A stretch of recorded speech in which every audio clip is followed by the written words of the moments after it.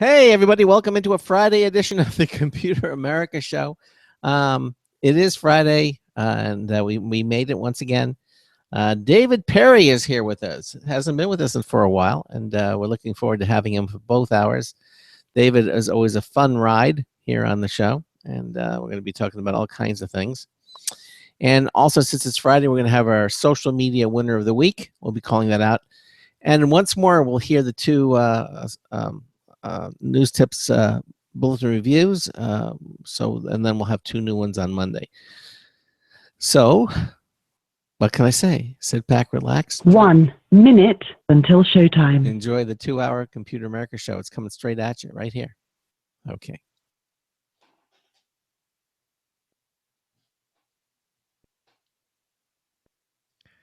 No comment, Ben? You give me work and then you expect me to comment? How weird. I see. No. Just I know my mother did. Well, I mean, I don't have time to make comment anymore. So, yeah, enjoy the show when it starts in a second. Okay. It's starting in 30 seconds.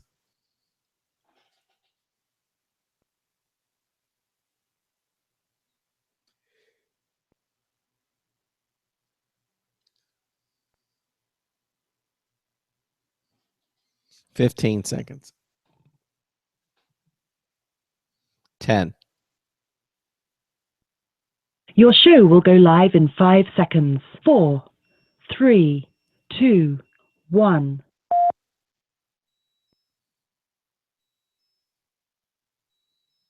Broadcasting live, it's America's longest-running national radio talk show on computers, Computer America, hosted by national columnist Craig Crossman. Look for Craig's weekly column in your favorite newspaper. This show is being beamed nationwide at ComputerAmerica.com. Keep it here for technology news, computer products, guest interviews, and your phone calls. You're listening to Computer America. Hello, and welcome into the Computer America Show.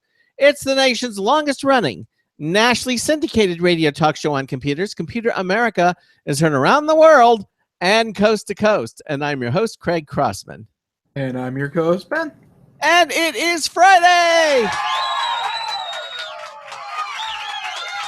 Once again, another week of broadcasting excellence in the can.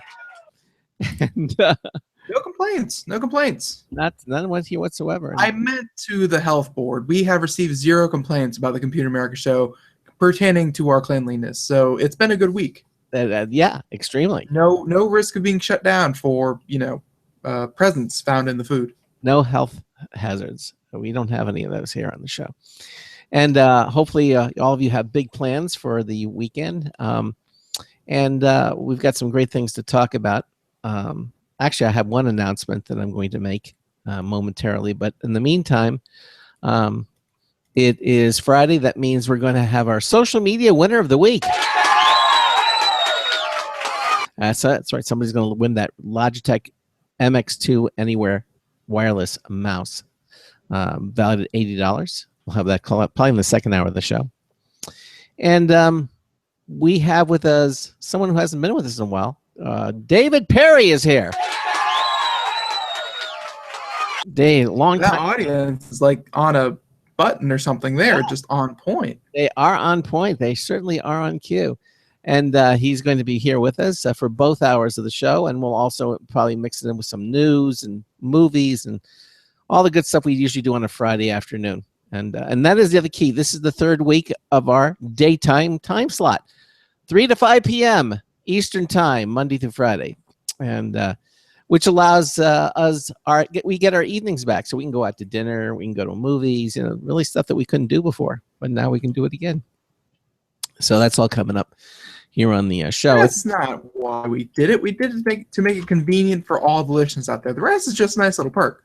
But we're actually seeing, plenty of people have been kind enough to make the jump with us. I know 7 hours earlier is a rather drastic time shift.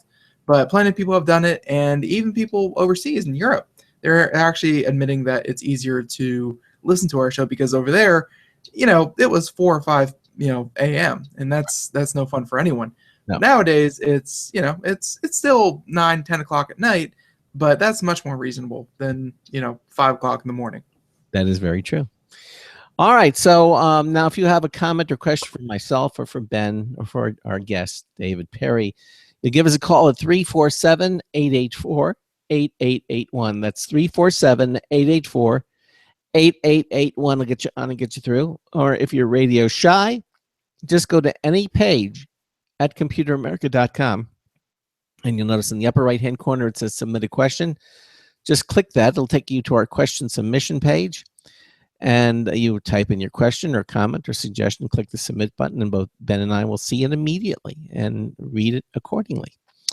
So it's very simple to do. The other thing that you can do is you can watch our live video stream. That's right. We broadcast our live video at our internet home at computeramerica.com. Just go there, click on the show lounge. It's on every page. You'll see it there. Click show lounge, and the video will begin automatically, and you can watch the show.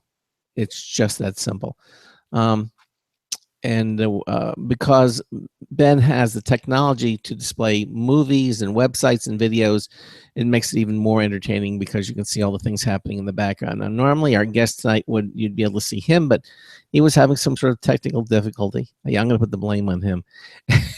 And we couldn't get him on Hangout, so he's joining us by telephone. He is David Perry. He has been in the computer game for over 30 years, doing everything from tech support to being the educational spokesperson for companies like Trend, OnLabs, Semantics, Cybermedia, and so many, many more. These efforts have made him one of the country's leading anti-malware experts. David is now a consulting computer security guru. He is also an official Computer America correspondent. Yes, they are the few, the proud, and the very different. David, welcome into Computer America. How are you? Craig, I figured out, and I'm going to fix it at a break. When we go to news or something, I can run downstairs and get my brand new MacBook Pro, which the nice thing about MacBooks, where video and audio are concerned, is that they just tend to work right out of the box. Have you ever noticed that? Yeah, but do you still have that headset with a microphone? You're still going to need that. You can't use Sure. You can't use the Sure. Okay. Well, we'll Sure. during the we'll do it. Although you sound perfectly fine here, you really do. I do sound fine, but I miss being on video. Okay, but anyway, so we have lots of stuff to talk about, but I want to start off by asking you. Okay. Well, I wanted you to be here with the announcement. We're making a really big. Oh yeah, go ahead, make an announcement. I want to make an announcement. We are very happy and privileged to have with us once again our good friends from Intel. Are now our. Yes, they are. They are back with us as the Computer America show. I mean, yes, congratulations. We love Intel. They make great processors and everything. They do a lot of great stuff for the community as well. Yay for Intel. But I feel like now that Intel is, here with us once again, Craig, that little chirp thing you just played from Intel, yes, hasn't been used in about 8 years. I've heard it. I heard it on an ad just not too long ago. They stopped using it. I hear it in my head all the time. In your head. No, I've seen it. I'll go through some updates. We'll try to go through some updates. Okay.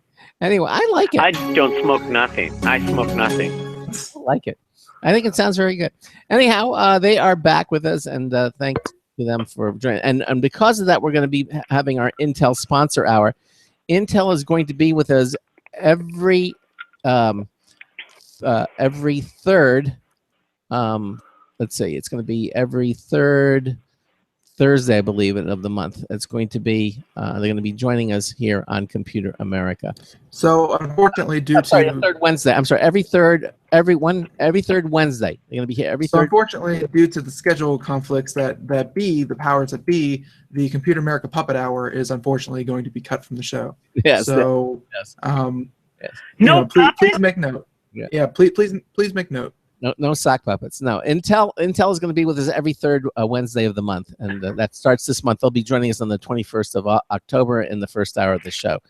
So look forward to that happening here on the program. So again, thank you so much, and welcome back to Intel. And that they never really left. I mean, we've always kept to maintain their banner up, and we're very pleased to have them back with the Computer America show. Okay, so David, our website guy is lazy. What was the announcement you wanted to make? I just got started with a new company. It's a cybersecurity startup. It's not a consumer play of any kind.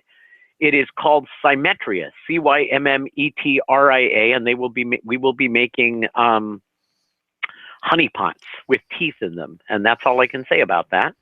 You can find out more at Cymetria.com, but they have nothing to do with anything you can add to your computer. So that's the end of that conversation. But I'm happy to be employed by Cymetria, and I'll always make a shout out to them. And lots of other good things are happening. I'm on the Boo crew, which means that I am helping to set up the Magic Castle for Halloween. I don't know. You've never been there for Halloween. You're an out-of-towner. Yes, I am. Well, I didn't used to be, but when I lived in when I lived in Santa Monica, okay. I never. But I don't think they had a Boo crew back then. Okay, well, we're the people who, and we include a couple of Disney Imagineers, and the Magic Castle doesn't do anything. We overdo everything. You know this is true, right? Yeah, exactly. So Halloween at the Magic Castle is massive, and this year the theme is The Legend of Sleepy Hollow. And the Magic Castle, of course, is a private club that you, dear audience, cannot get into, so there. And although I think Ben's been there. I have.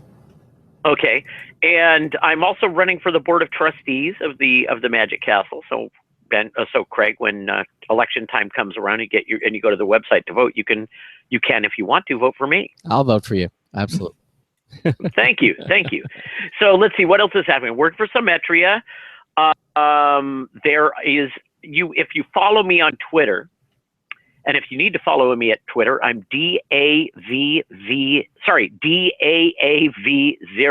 DAAV0 on Twitter. And what I've been noticing is that data breaches are coming in fast and fierce. I mean, we're getting a couple of new data breaches an hour right now. Have you noticed that? I don't know. Personally, no. No. You know, it's RCA gets hacked, GE gets hacked. The government gets hacked. The government gets hacked again. The government gets hacked a third time. Some healthcare place gets hacked. Everybody is getting hacked, and data is being exfiltrated. You know what it might be? In a era where the biggest threat, although your machines are all infected all the time, because everything's infected all the time. But the main threat to you is not that your machine is infected; it's that your bank is infected. And you've seen that, haven't you, going on the internet?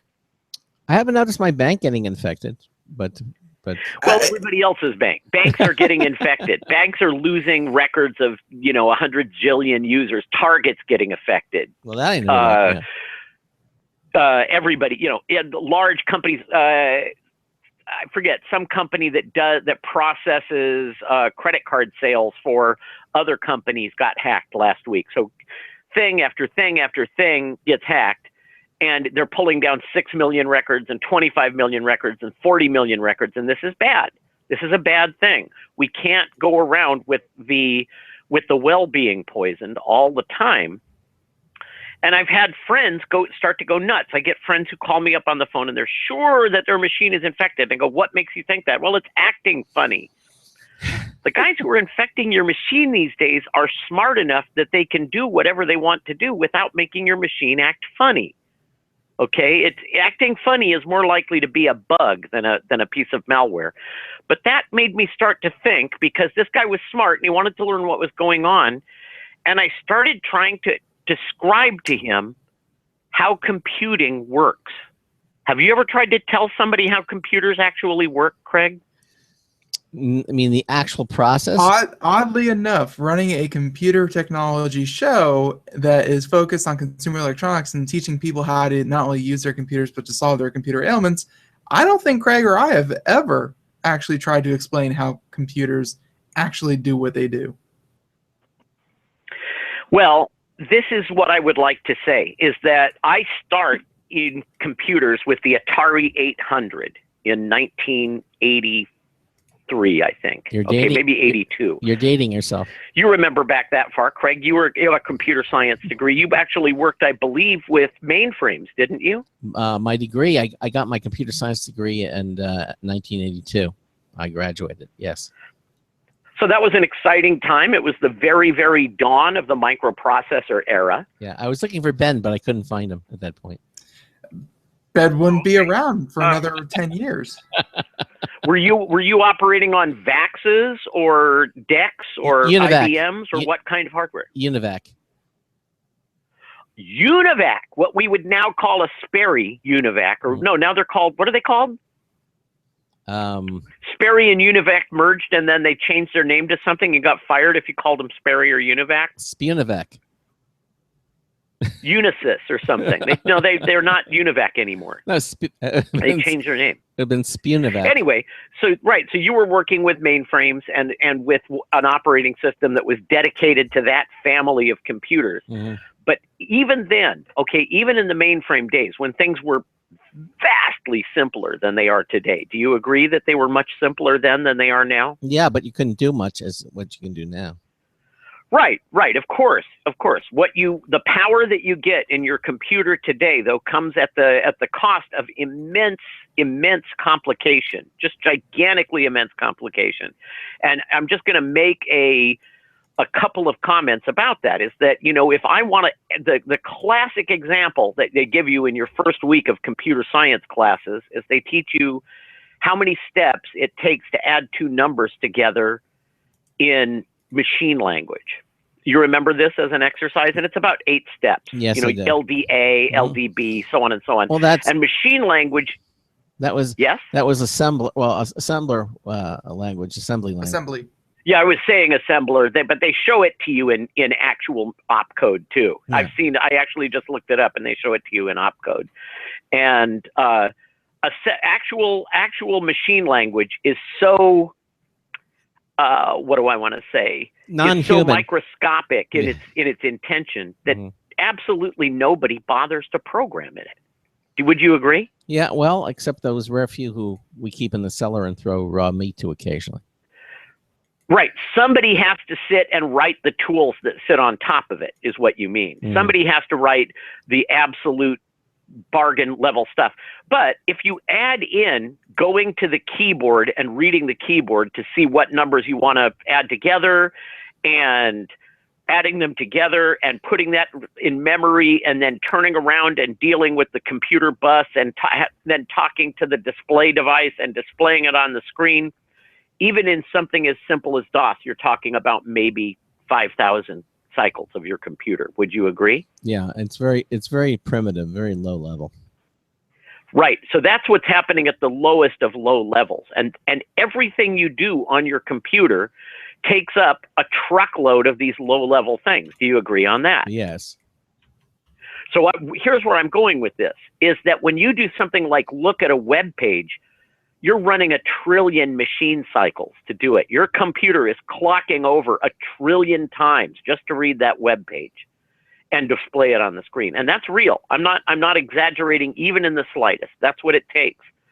So to take that 1 trillion cycles and do that, the fact that 1 billion of those cycles might be malware hoping to infiltrate your system is entirely hideable without batting an eyelash.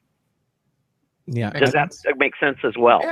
Yeah. Okay, so there's the problem is even the attacks that are coming to your computer are so complicated that it takes hours and hours and hours and hours to analyze them.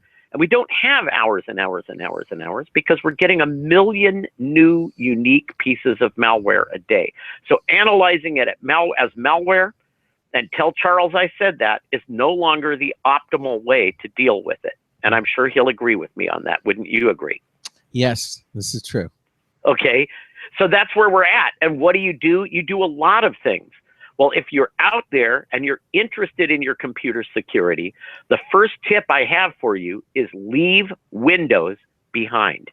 Go away from Windows. Do it now. And we go, oh wow, when I look, I read here, here's a hack for a hack for Macintoshes I read last week. And in the time it took you to read that to me, there were 350 new hacks for Windows. Windows hacks are pouring through the door. 1 million new ones a day. 1 million new ones a day. And you go, oh, there's a new vulnerability in Apple. You go, look, there's 38,000 new vulnerabilities from the year 2015 already, and it's only October. And there are more from last year and the year before that and the year before that. Counting vulnerabilities doesn't tell you a whole lot.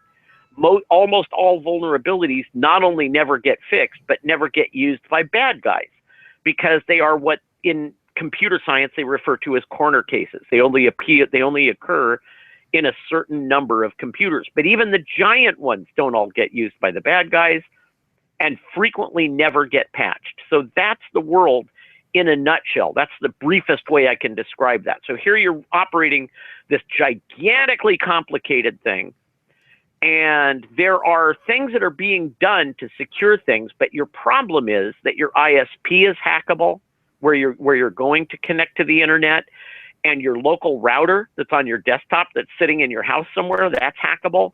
And your ISP is hackable, and the Internet Service Bureau that you're going to, and the DNS, the domain name server that's taking you from the web name that you know to the numeric address that it really sits at, that's hackable, and the website is hackable, and the Java is hackable, and everything that has ever existed that's connected to a computer has vulnerabilities in it. Would you agree with that? Yes, very much so. Mm-hmm.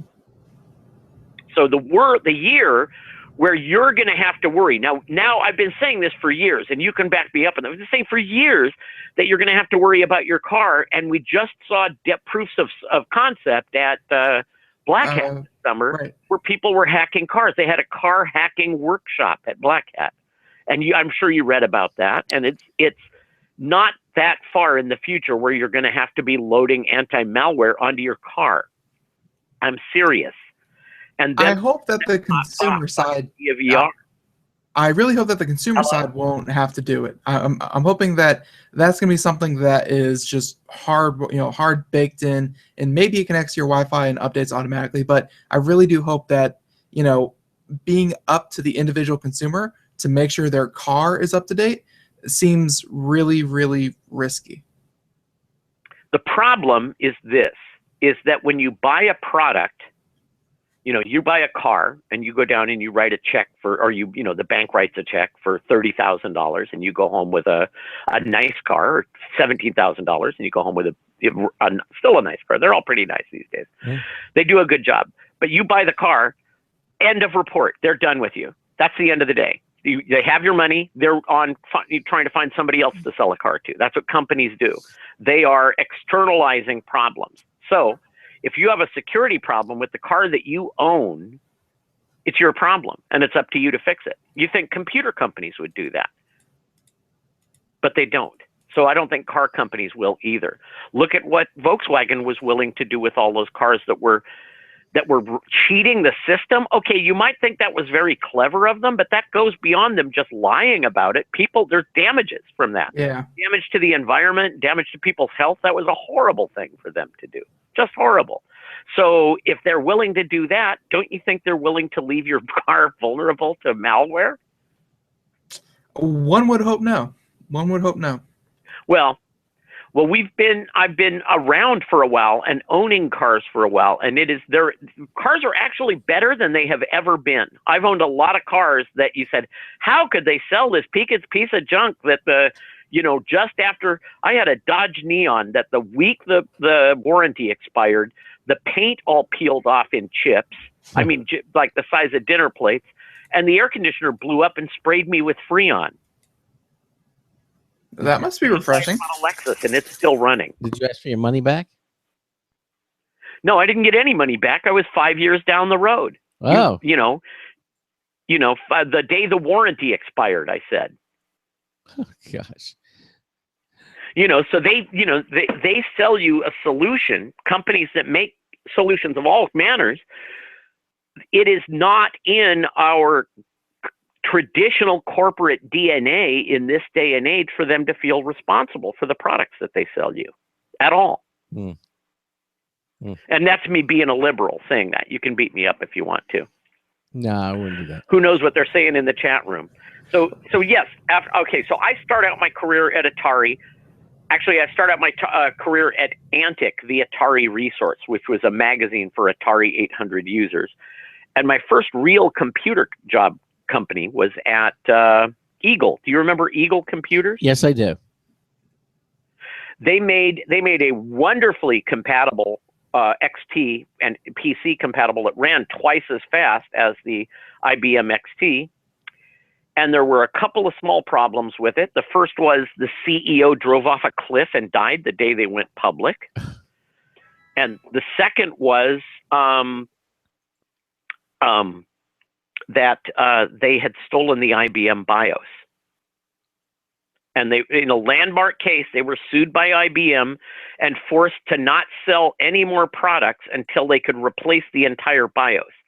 So they're sitting on inventory of parts that cost them like $2,000 a machine to build, which was not unheard of in those days. And so they were out of off the market for 18 months. By the time they get back to the marketplace with their PCs to sell, the average price on the marketplace is $2,000. So they have to sell them at cost, which means they have to lose money, which put them out of business. And the last person to work there was me answering tech support calls as the place was auctioned off for spare parts around me. They're unbolting the cubicles and selling all of the PCs. And they left the bankruptcy court left one telephone line open, and that was tech support. And it was me. And I had to take all of the last 4 months of telephone calls that came into that company by myself. Me and my friend Keith took all of the phone calls that came into that company, and people call up and go, this computer, I don't like it. I need to get a refund. He goes, nope, sorry, the company's gone out of business. You get nothing. And so that's a real lesson. When anything goes wrong in a job that I have, I always look at the sky and say, well, at least it's not Eagle Computer. And I went from there to Toshiba, and Toshiba had the world's first 3.5-inch drive. Do you remember that? Yes, Greg? of course. Mm-hmm. Okay, very, very first 3.5-inch drive that you could buy was a Toshiba. It was 720K drive. And it was a very popular product because other than that, the 5.25-inch drives only did 360K. So this was twice the data density. That's K, Ben. You ever dealt with anything in K? I think I mean, when I was, back in the day, like I used to play on like a 56K modem. Like, does that count? Or are you strictly talking memory and not internet? I'll put it in perspective for you. You cannot save a Word file that is small enough to be 1K in size. They don't come that small. Just the overhead of saving the header and tail of a Word document is greater than 1K. It's greater than 64K. And there are kinds of files that are so big that you couldn't fit one on a 720K diskette altogether, even an empty one. So, that's what we're talking about, is a world where we were doubling the capacity and everybody was desperate. So we were selling these things, 5,000 or 6,000 of them a day. They were flying out of the warehouse. There were skip loaders coming in, and I was the entire tech support department, and 100% of those drives were shipped with the jumpers set wrong. Okay, have you ever seen jumpers? Yes, the little pins that come out perpendicular from the circuit board, and then you have these little caps that you put on each one. Well, of course you have, but Ben's my thermometer here. Ben, have you ever seen a jumper? I have probably not. No. Okay, well, I've had to, over the telephone, as fast as I could answer the phone, we're talking maybe 140 times a day, pick up the phone, go, okay, hold the disk drive with the green side up and the face of it pointed away from you. Go, I haven't even asked you anything yet. I said, just do what I'm telling you. Hold it with the green side up. Okay, look down. In the middle, there's a little hole, and there's 6 pins. And there is if you number them, 1, 2, 3 across the top and 4, 5, 6 across the bottom, there is a piece of plastic that is going from 1 to 4. You need to move that to go from 2 to 5. So you need to move it 1 space to the right. And then I would go, well, how do I do that? I said, with tweezers. Do you need me to hang on the phone to tell you how to do it, or can I go to the next call? And they go, no, I can do that. And hang up. I hold the disk drive all day long for 8 hours a day for 7 months. And I yelled at the VP in charge of everything, and they fired me. They had good cause. There were other things going on, but it was crazy, right? And so this is, again, they knew that none of the drives, absolutely none of the drives that they shipped could be used for anything because everybody in the world had to change the jumper sittings. They were shipping it with it set wrong. And the reason they was it would cost them 25 cents more per drive to change the jumpers before they shipped them. And eventually they did change them because somebody opened up a class action suit. And when I left that company, they replaced me with 8 people to do the same job. Okay. I was the one and only guy, and I was like picking up phones with each hand. Hello, hello, change a jumper, rock, like that all day long. And then I went from there to another company and another company and another company. And in tech support, you think you can call tech support and ask them to explain to you what's going on. They are not there to explain to you what's going on. They are there to put the plug in the dam that's breaking. Because in any computer product, the dam is always breaking because there's always some kind of an unforeseen logical circumstance. And now that I've done enough of it and been the manager of tech support and the director of tech support and the VP of tech support, I know that they can't afford to ship things that are perfect. Nobody can afford to wait till a product is perfect to get it out the door. Now, I've been just monopolizing the conversation. Don't we do something about now? Well, yeah, we do. Actually, we're going to take a little commercial break. And then we'll continue on with the rantings of David Perry. but really, I feel like he's explaining what all of us have felt at some point by calling a tech support line, and that's everyone understands, but no one can help you. And I feel like we've all been there before. All right, you're listening to the Computer America Show. David Perry is our guest for this hour. The next 347-884-8881. It's also our social media winner of the week. We've got a news Tispels review coming up as well. We'll be right back. Sometimes disaster strikes. Data can be lost due to many different reasons.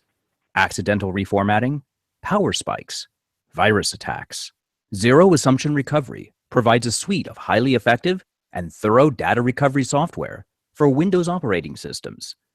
ZA is suitable for home users and small businesses who need a powerful data recovery solution for Windows and Linux file systems. Go to z-a-recovery.com. Sometimes disaster strikes. Data can be lost due to many different reasons.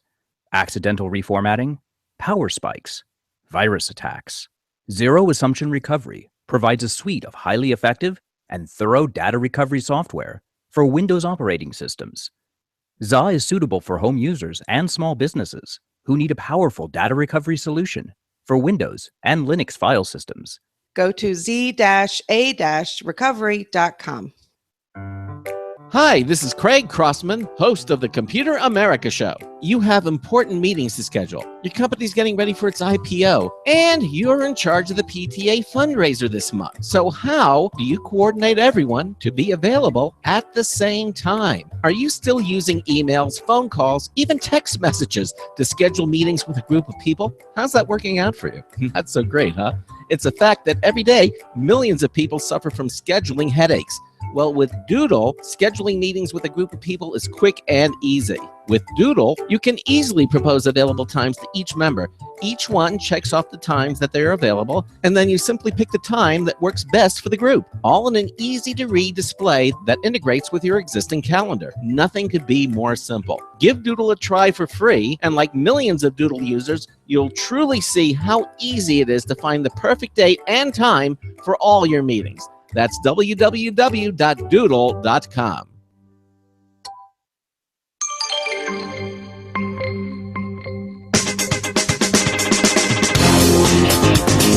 Spreading projectors, take that off the resume. Oh, hi, it's Marty Winston with a News Tips Bulletin Review for Computer America. This time, Anycam.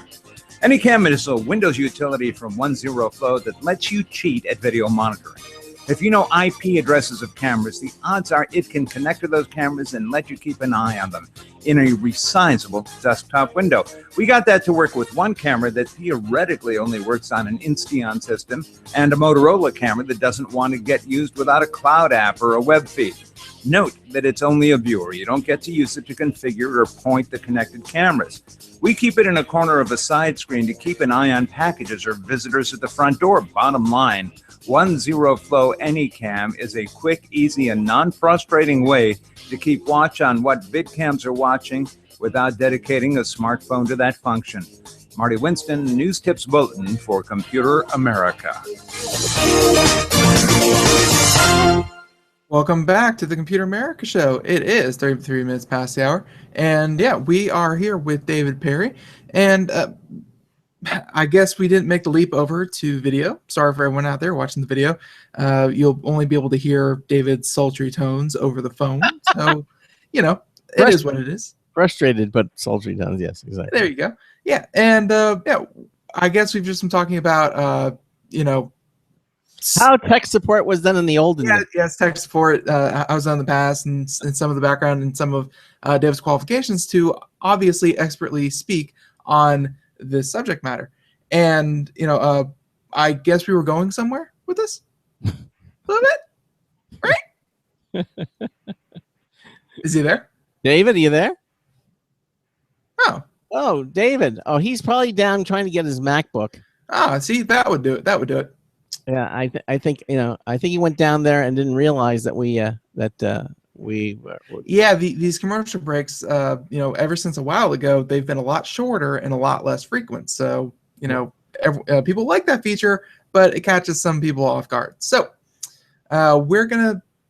I don't want to say we're gonna play the Jeopardy theme song and sit here patiently until he gets back, because exactly that would be the wrong thing to do. So instead. Craig, you've already announced that our returning sponsor is coming back. Any other announcements? Yes, we we have, and we're quite pleased to have them back. Let me just give you a little brief insight into next week. One of our sponsors, Slimware Utilities, is going to be here. They're here with every second Thursday of the month, and they'll be here at 3 p.m. Eastern time, joining us, and also Sandy Berger, who's one of our cars, will be on the day before, on Wednesday, the 7th of October, here to talk about some very interesting topics and also I'm looking forward to on Monday. Parallels is going to be joining us once again. Kurt Schmucker is the senior product manager, and we're going to be talking about Parallels Desktop 11 and talking about all the new things. By the way, I don't know if we mentioned this, but El Capitan came out yesterday. It is now official. Yeah, we haven't really had a chance to get into the news and make it, but yeah, El Capitan is free for anyone with the required Mac computer. That's right. I mean, free upgrade, which is very nice. Well, most Macs can run. I mean, most current Macintosh will run El Capitan quite nicely. My only caveat, and I think Nathan Evans said the same thing. He said, don't jump into it right away. Let it mellow out a little bit. And this has always been my advice for a new operating system. Don't upgrade immediately. And wait. And here I am. Hey, David, how are you? Pretty good. Can I hang up my phone now? Yes, you can hang up your phone now. Okay. Do I sound okay? Yes, you sound fine. So David has now joined us in Google Hangouts on his Macintosh. My brand new Macintosh. MacBook Pro Space Gray, 256 megabytes of RAM. All right. Gigabytes of RAM. I was about to say, I was like, wow, what a throwback. And you can see how much thinner I am than when I last saw you. Yes, that's right. That's why you want a video. You want to show off your new I'm svelte. half the man I used to be. I'm 211 pounds less than I used to be. Congratulations. How does that Thank feel? you. Of course, if I keep this up, I'll vanish entirely. Yeah, you have to. Yeah, eventually you have to stop. You've already lost a person. Maybe two. Oops. Hang on. What?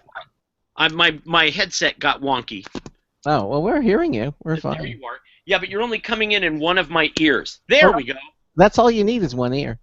That's true. Is my microphone sounding okay? Yeah, you sound fine. Sounding good. It's one of these things. Oh yeah. Okay. So tell us, you were how should I put it? You were ranting is fine. Crying the world of tech support. No. What I'm trying to explain to people is what's really going on. You know, you pick up the phone and call tech support. I did 2 decades of it. You call tech support, you're not the only person in line to talk to that person. They have what's called an ACD queue, and there might be 70 or 80 people in line waiting to talk to each person that's talking on that phone line. Yeah, but I love the versions that you call it that says there are 14 people ahead of you. Yes.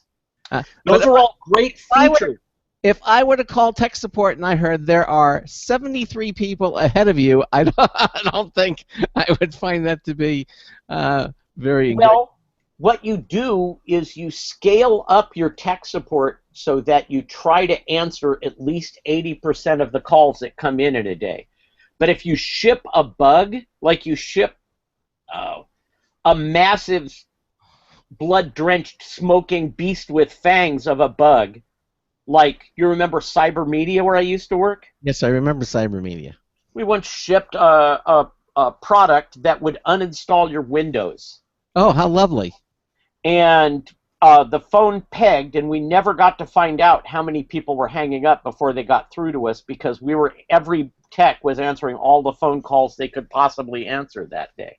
Yeah. So it would just go on and on and on like that. It was, and that's bad. You should write a book, Tech Support Nightmares by David Perry. I started it, but actually what I was starting to try and write but tech support has changed. Okay, you call tech support now, and they've kind of banished tech support to India for a couple of reasons. The big one is it's cheaper to do that, right? Uh-huh.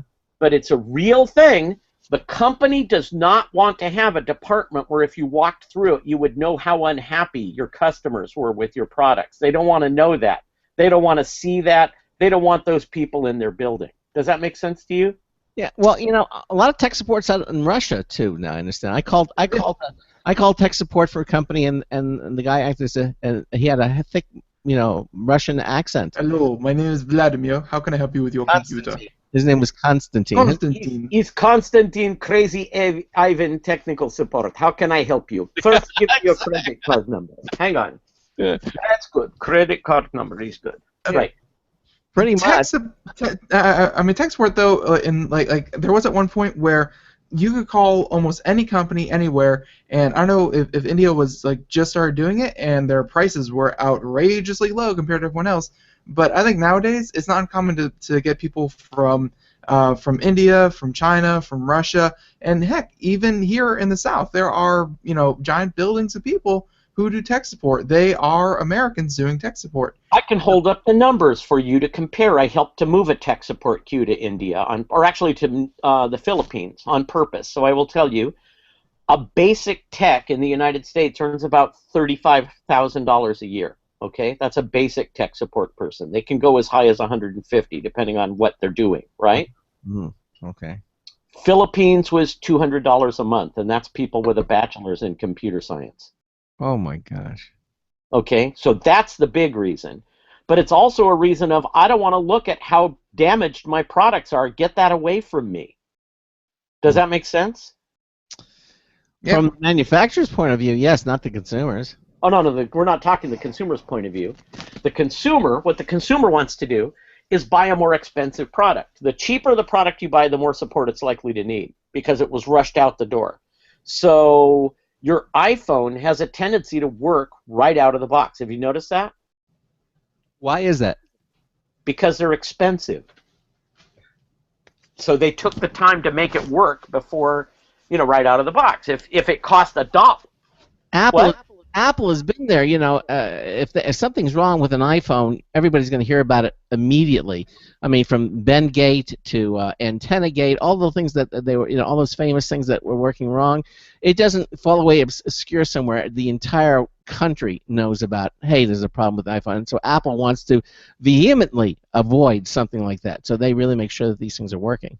Right. Well, not only that, but they have a very, very good computer-human interface and form factors and all of those kinds of departments are really, really well put together. So the people who plan how it starts up and what comes loaded on it I took this out of the box, it had the whole suite of Apple software already on it. You buy a PC, you might have to think, well, where do I get Word? Do I run Word 365 and pay for it by the month? Do I go and buy a copy of of Office? Do I run Office 365? Do I get one of the alternatives on the marketplace? Well, actually, nobody statistically runs anything but Office on a Windows machine anymore. So they have become Apple, but Apple gives you the whole suite of applications that are possible, including iMovie and GarageBand, right out of the box with every Macintosh. Yeah, and if you can delete them, I usually move the Apple folder, or I don't put them on there because they're huge. They take up a lot of space. Traditionally, I've always had a 16 gigabyte iPhone and been happy with it. I think this time around with the 6S, I'm going to get a 64 gig phone. I know they have 128, but I think I'm going to go to a 64 just because it seems the size and capacities Apple is forcing you to keep certain applications that you don't want. Although I understand that the next iteration of iOS 9 that will give you the option of removing them if you want. Well, I'm mad at Apple about two other topics. I'm not happy with once you click on the cloud, you can't ever deinstall everything back to your iPhone from the cloud. It's up to you to remember what all you had and get it back. Right. Well, You have to go look at every photograph and bring it back, and every song and bring it back, and every app and bring it back. And I have purposely avoided the cloud. And I remember when it first came out from Apple, the iCloud, it was extremely buggy. My photographs would come to me. It would be resorted. They'd be reshuffled. They weren't in the order that I originally put them in. My understanding is most of that has gone by the wayside, but you know what? It was a lesson learned. If I don't need the cloud, and in my particular case, I don't need to do that, I can store it either on my computer or on my smartphone, my iPhone. I choose to use that rather than the Apple Cloud. So I keep it turned off for the most part. well, we're all gigantic Apple fans here. We're all Apple fanboys in this room, right? I love Apple equipment. I've had a wide variety of it over the years, from an Apple II Plus to what I'm sitting in front of right now. Although Ben likes his iPhone. I love my iPhone. It's right here. Yeah. iPhone that I love right here. But there's something I hate even worse than I hate the cloud, and that's Apple Music. I hate it, okay? And what I hate about it is they kept popping up asking if you want to sign on to it, and I pocket install. Instead of, you heard of pocket dialing, I pocket bought Apple Music. No. Okay? and what happens is all of the songs vanish off of your device, and you are now streaming all of your music and all of their music off of the internet, even when you're driving around in your car. And I've got an AT&T contract, I can't afford to do that. Or does it count? Does it count against your data coverage? If your phone is using 4G, 3G, LTE, whatever it is, then yeah, it totally counts against your data. They have fixed that a little bit though, because Apple does allow offline Wi-Fi. They call it offline streaming, but essentially you fill up your phone with a bunch of music before you leave the house or before you leave your Wi-Fi, and then you play that. And but you have to do that song by song. I'm doing that right now with this new iPhone. You can do playlists and things like that, but right. But if you don't do that, then yes, it's totally streaming through your data. And you look, and there's a little heart, and there's a little cloud with an arrow, and you find the cloud, you click on it, and it brings it down. And I'm still learning dual force click. This is my first dual force click device, okay, is this laptop. And it's spooky. Yeah. So I would say these new Apple products, the 6S, I don't have a 6S, I have a 6 that I'm so happy with, I'm keeping it. I'm waiting for the 7, right? Do you have a 6, Craig? That's a year from now. Yeah. I go half generations. I went from a 4S to a 5S to a 6S. Oh, okay, and I go generation, so I'll pick it up again on the 7. But I have a 6 that I got just in the spring when I changed jobs. So I'm really happy with this. I might sign up for buying my phone on a contract in the future and get the new phone every year contract. Well, they have that. With AT&T, they have the AT&T Next, and so when that comes out, the idea there is that when the new phone comes out, you get a new phone. Well, if you're buying a new phone every year, it's $15 a month for AT&T for the new phone contract. That's cheaper than buying a new phone every year. Yeah, right. So that's what essentially the one little caveat is, of course, you're not actually buying a phone, you're leasing a phone. So if in some event you happen to damage your phone or break your phone or whatever, or leave it out in the rain, then you actually have to go before you can get the next phone through the contract. You have to pay for the phone, and then you go forward. Unless you buy the And- insurance, unless you get the insurance, damage insurance. Right.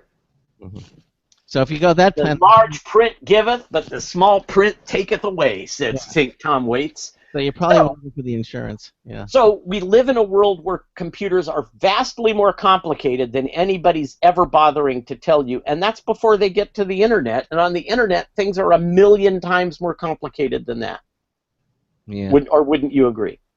Yeah. What is those little blue and green swirling things I'm seeing above your I actually have. I was decorating for the Magic Castle, and I was testing really cheap laser spinny projectors from China that I buy off the internet.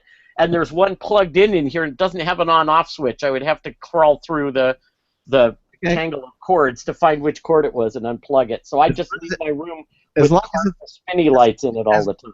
as long as it's silent, there's no problem. It makes kind of a very. Here, I'll show you what it looks like. Yeah. If anything, it makes your background more festive than many of our other guests. Yeah. There you go. That is the ceiling of my office. How silly is that? And it's red, blue, and green lasers. But I'm only seeing the blue and the green. I guess it's not showing. Yeah, red is kind of lower intensity, in color. And I have all I'm. Do you like buy electronics things from China? It's not way up there in my list. I don't think we can avoid it, if that's what you mean. I mean, you go on eBay and you find out,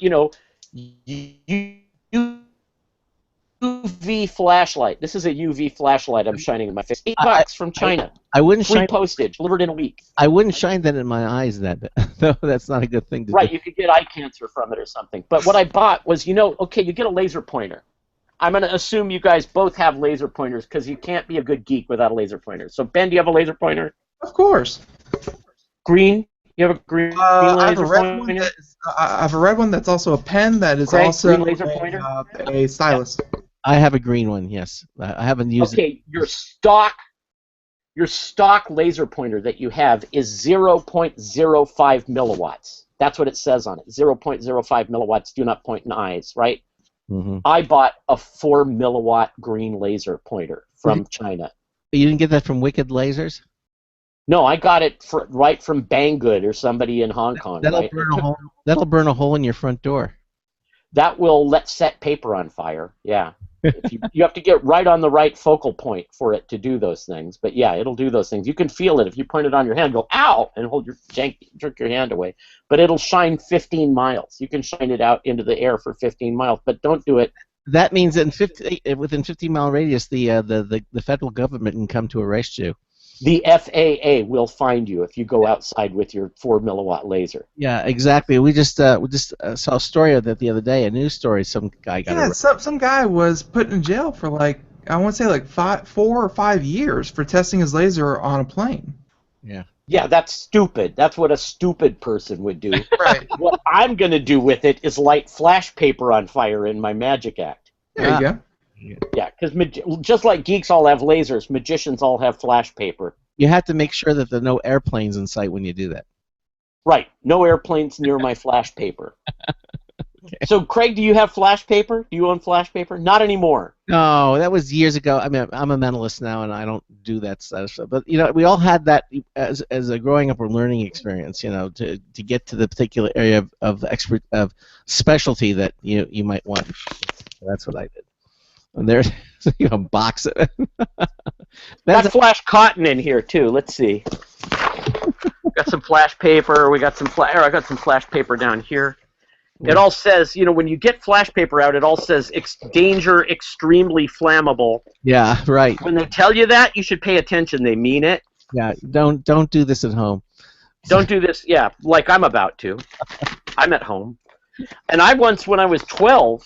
I was teaching myself a magic trick with flash paper, and I burned my eyebrows all off. And I've asked a lot of magicians, and it's a pretty common thing to happen, is you flash paper yourself and you burn your eyebrows off. So let's see. I did that once, but when I was lighting the grill. You leave the gas on, and you walk away to find the lighter, and by the time you get back, it's a fun time. So, Ben, are you familiar with flash paper? Yeah. I mean, I assume by the simple name of it, it's pretty straightforward. It's paper designed to instantly... That was just it. It's gone. It completely burns away. There's no ash. There's no smoke. You can hold it in your hand, but don't get above it because it's really hot. If you're below it, that just went up in my hand right here, and I didn't get the lighter anywhere near it to light it on fire. So if I had my laser pointer here, I could light up flash paper for you, but it's down in my car because I was scaring people at the Magic Castle with it last week. The tools of the trade of the magician. Yes, exactly. Flash paper and flash cut. Flash paper is a big tool of the trade for magicians. We all have it. Mm-hmm. It's great stuff. Mentalists don't use it, so. Because mentalists are boring. Maybe not you as a mentalist. I'm actually writing a mentalist act right now. Yeah. Wow. That's going to use all kinds of weird stuff. I'm writing a horror mentalism act for Halloween for next year. Okay. So, okay. Okay. Anyway, so where were we? We were talking about the infinite complexity of computing systems and why that makes them impossible for the general public to understand. Okay? What does your computer do all day? It waits for you to give it something to do. Almost 100% of what your computer is doing is waiting for you. That's right.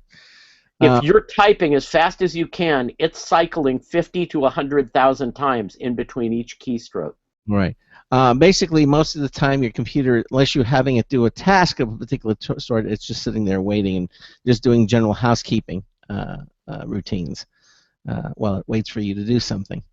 It waits to see an interrupt. It waits to see an interrupt come up. Well, that's yes, and that's a good thing. You want it. You want your computer to be so far more above what it is that you need it to do. So you don't. Otherwise, you start seeing things like lag and that and hesitation. You don't want that. You want everything to happen instantly. So did you batch load programs? Did you load programs from ARM loads of punch cards? Oh my God! Back in those days, yes. Okay, and that all had lag. There was lag in all of those programs. There was definite lag in punch cards. Yeah, exactly. Well, I mean, once you would even load it all in, you would say start this program, and it would go think for a while, and look for the piece of tape that it had loaded those cards to and stuff. Things were slow. Things were slow on a timeshare system, which is what you're talking about. Yeah. So now. Fortunately, people like Ben and kids and that type of thing don't have to deal with that anymore. I was just watching a little kid. He was kids. What? Thank yourselves. I mean, you guys don't have to deal with that stuff anymore either. Yeah, I know, but we saw. I do. We saw. David does, but everyone else doesn't. I do because I've got Raspberry Pis. You have got a Raspberry Pi, Ben?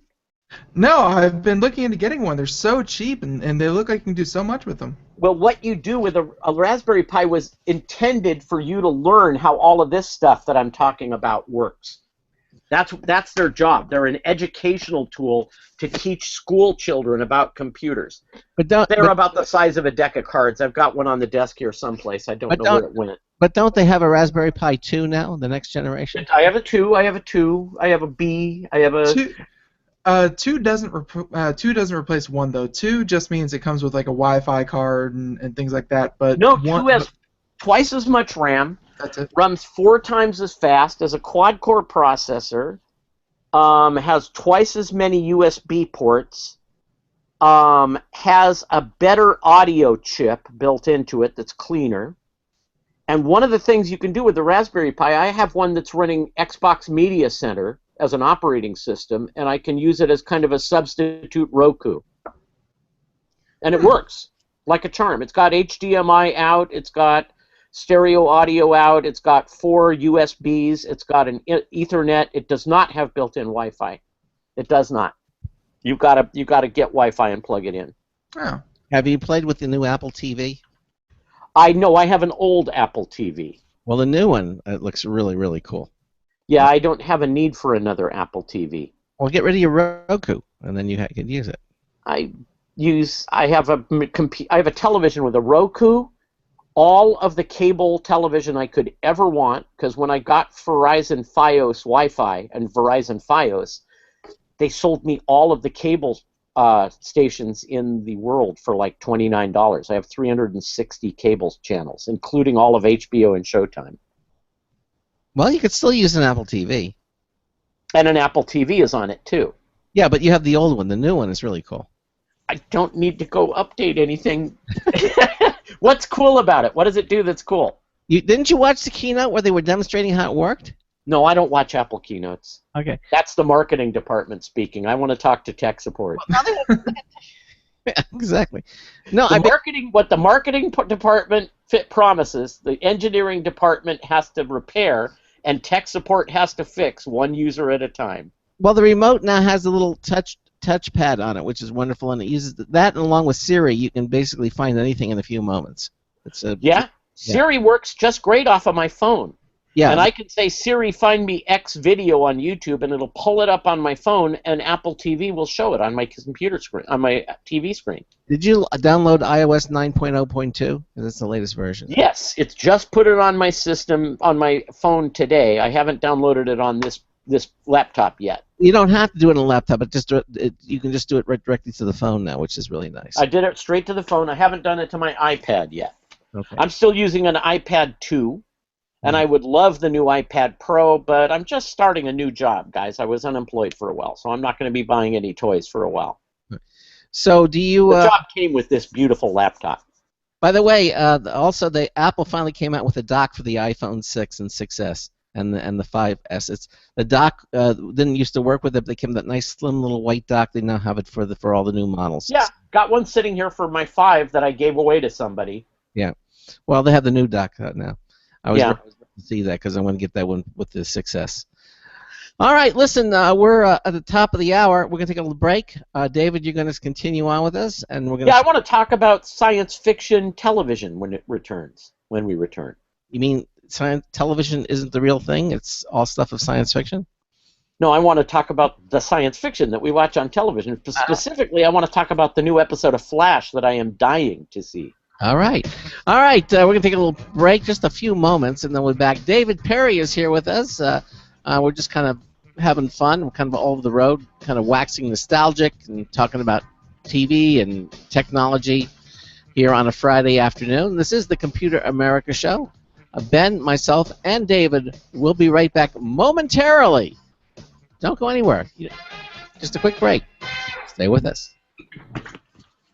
Broadcasting live, it's the only national radio talk show on computers to air every weeknight. Computer America, hosted by national columnist Craig Crossman. The first hour's behind us, but there's more of tech news, tech talk, and your phone calls. We're being beamed nationwide at ComputerAmerica.com. You got computer problems? Bring them on. You're listening to Computer America. Computers run the world, and we run computers. Call us or send us an email to live@computeramerica.com. Hello, and welcome into Hour 2 of the nation's longest-running, nationally syndicated radio talk show on computers. This is the Computer America Show, and I'm your host, Craig Crossman. And I'm your co-host, Ben. And we're just moving swimmingly right along with our guest, David Perry, who happens to be muted at the moment. And we are talking about everything. The first hour we talked about tech support and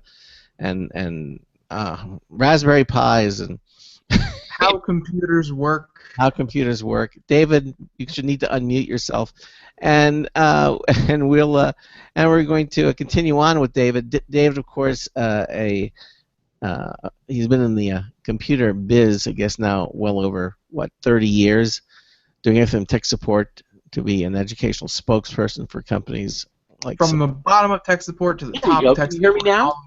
Of course, we can hear you now. You can hear me now. Yes, we can hear you now. So as if we were a Verizon commercial. Yeah. Okay, now why am I talking about the Raspberry Pi? Because if you want to learn how a computer works, this is what you want. Okay, it's red. That's a Raspberry Pi. It's red. And that's the Bobs singing. It's red. Hang on a second while I turn off iTunes. Okay. Well, if you have a question or comment, give us a call, 347-884-8881, 347-884-8881. We'll get you on and get you through. Or just go to our website at computeramerica.com, any page up in the upper right-hand corner, submit a question, click on it, and get a question for us. And hopefully you're watching on our live video stream, which is available on any page at computeramerica.com in the show lounge, and just watch us. So you can see myself, Ben, and David Perry, who continues on with us in the second hour of the show. Am I making you sorry that you kept me on for all these hours on your show? Well, His wait till I phone. talk about this. Okay, this is a Raspberry Pi. Uh-huh. It has Ethernet. It has 2 USBs. It has HDMI. It has audio. It has RCA NTSC video. And this is where a 42-pin cable would come out, and you can break out bus lines from it and do stuff. And this is its boot disk. This is a 16-gigabyte Samsung SD card. Now, the new one uses a micro SD, and this is in a case, and these are the various lines that tell you that it can see the internet and, you know, what all is happening, activate, power, FDX, link, and 100 that shows you various network standards, and there's 2 screws on the back. You can mount it on the wall. This one is running Xbox Media Center. It's a substitute Roku. I have a real Roku, but this one I plug into a computer monitor in here, and I don't know if you've known this, but if you don't have an account, if you don't have Amazon Prime or Netflix, go look at the other channels that you get free with your Roku or your Apple TV for that matter, and you're getting weird stuff like Belgian educational television. Oh, I love that. I watch Belgian education TV all the time. Yeah, all cat videos all the time, and you know, some guy in a rowboat in the Bundy Sea, and you know, one thing after another thing after another, like 1,000 channels of stuff that I don't imagine anybody wants to see. It's like YouTube, which I have just spent the better part of a year attempting to found a new YouTube multi-channel network, and I'm now like banging my head against the wall saying why, because I'm back working for a living, which is what I should have been doing the whole time. But anyway, so how are you doing, Craig? What are you doing these days? I'm running a... Craig just turned 38. So Yeah, I just had a birthday. I'm 38 again. You're catching up on Jack Benny, Craig. Exactly. And Was that in hexadecimal? no, it's Okay. hexadecimal. I'm turning 61 this year. I am turning 61 years old this year. Now, for Ben's benefit, what that means is I'm just a little too young to have been a hippie, and I'm just a little too old to have been a punk rocker. I'm right in between the hippies and the punk rockers. You missed them both. Missed them both. Actually, I tried to be a hippie, and then I tried to be a punk rocker, and I failed miserably at both of those things. So, and Ben, are you back in school? I am. We'll be moving our offices soon, so unfortunately I couldn't finish out this semester. But Ben is too busy. He's busy co-hosting the show with me now, David. Okay. And I believe that Craig stop me if this at any point is not safe to say on the air, but I should be out attending CES this year. Groovy. I'll hang out with you. All right, maybe it could be We happening. can go see Penn and Teller or whatever. It There you depends. go. Depends if we can get a ticket at a decent price. I'm sure we might be able to do something. I might know some people. I don't know. I don't know anybody on Penn and Teller, but you can certainly see Matt King. I can certainly hit up Matt King. Penn and Teller is like $75 a ticket, right? Oh my gosh. Yeah. Well, Well, they put have a on new- what? Well, they have a new hit show, so They have 2 new hit shows. they have a full like whatever that one Trick Me or something like that. Fool Us. Pick a card, any card. They have Fool Us, and I'm trying to think of what the name of the other one is. It's not pick a card, any card. No. Okay. They once did a card trick with a deck made out of sheet metal that they shuffled with 2 forklifts. It was a giant card trick. It was you watched them and you said it must have looked good on paper because it didn't quite play as a trick. I don't do card tricks. I don't do anything with decks of cards. I advocate a card trick-free universe. And as a medalist, all I work with are playing cards, but I don't use them. So you don't work with Zener cards? No, I don't do any of that stuff. I just use because they're an excellent tool for what it is that I do in medalism. Oh, Craig does this one trick. He takes his thumb and it looks like he separates. Oh my God, it's wonderful. Oh yeah, here we'll do This it. one? Yeah, this one. Yeah. There it is. Okay. I like the one where your thumb gets longer. You know, the guy can stretch his thumb. I don't quite know how to do it, to tell you the truth. I'm going to get yelled at for that. Somebody's going to say, oh my gosh, you couldn't even do the stretching your thumb trick. What's wrong with you? Put some flash paper in there. Maybe it'll work. Flash paper fixes anything. And it's Friday, so right as soon as we get off this call, which will be in 50 minutes. an hour, 50 minutes. When I get off of this, I jump right into my suit and in my car and the 50 miles up the freeway to the Magic Castle. I'm working tonight as a docent. So that's one thing of which I am envious of you. When I lived out in California, I used to frequent the Magic Castle almost on a nightly basis. It was it was so much fun. I know people who go, how can you go there time after time? I go, I'm a magician. A magician will watch the same trick 1,000 times in a row just to tune into the nuances of it and stuff. And this is what's funny, okay? This is every magician that ever was starts out when they're a kid. Did you start out when you were a kid? 13 years old. Yeah, and I was 7. And you start out very inexperienced and you show your friends how a trick works. Mm-hmm. And they hate it. They hate knowing how the trick works. Is this true? Yeah, pretty much. Yeah, for sure. And not only that, but they hate the trick because they're disappointed. Because tricks do not work by mysterious methodology. They work by steady, well-known principles of physics, chemistry, and mathematics. Or so I say, okay? And even the stuff that's hardest to do has a secret that's not difficult to understand. Wouldn't you say that's true? It depends. But some of it's so hard to do, it might take you the better part of a lifetime to learn how to do it. Someone's dragging dogs across the room by their tail? That's mean. Okay. He's on a slide. It looks like he's on a slide. No, somebody's pulling the carpet under the dog, I think. Dog's on No, it's a ramp, and the dog's trying to climb up it, but he keeps sliding back down. Oh, that's cute. That's cute. But anyways. Yeah. I'm gonna put cat videos on my screen, I swear. Push my glasses up.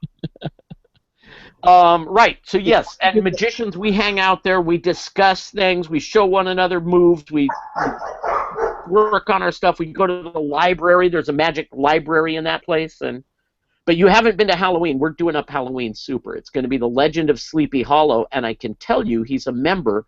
We will probably see Mr. Johnny Depp there one night or another, and probably in disguise because he doesn't like to show up in person because he gets mobbed by people. Yeah, he doesn't like. I have heard he is a member and he likes to hang around there. I have heard that. Right, Neil Patrick Harris was there every night when he was in. Now he's a mentalist. Well, he does card tricks too, but he tries to do mentalism. Neil Patrick Harris. Yeah, Have you seen this TV show? Yeah. He does everything. He bounces off trampolines and what? Are you talking about How I Met Your Mother or Best Time Ever with Neil Patrick Harris? Yeah. Oh no, I haven't seen that one. He does on the first episode. He does a backflip on a pogo stick. Huh. That's fierce. Not okay, bad. I'm not going to be ever doing that. Okay, I'm considerably older than Neil is. I sold him a dead toad. I use a lot of dead toads in my magic act. Is there any flash paper in them? Occasionally, yes. Okay. Mostly I use them as coin purses. You know all the coin purse tricks we do? I do them with a coin purse made out of a dead toad. And now that I've said that, I will have to bring a dead toad over during the next commercial break so I can show it to y'all. We can't wait. We were anticipation is building. Right. All right. So So everything's more complicated than it seems. Okay, the next thing is everything's not going to produce an obvious result. I start in antivirus in 1990. I looked it up. I in my blog post I say 1991, but it's 1990. And my blog post, of course, can be found at davidperryvirus.com. Okay? Tell me why you make the statement. You say, bring back user groups. We need one another's help. Why do we want to bring back user groups? Did they ever actually leave?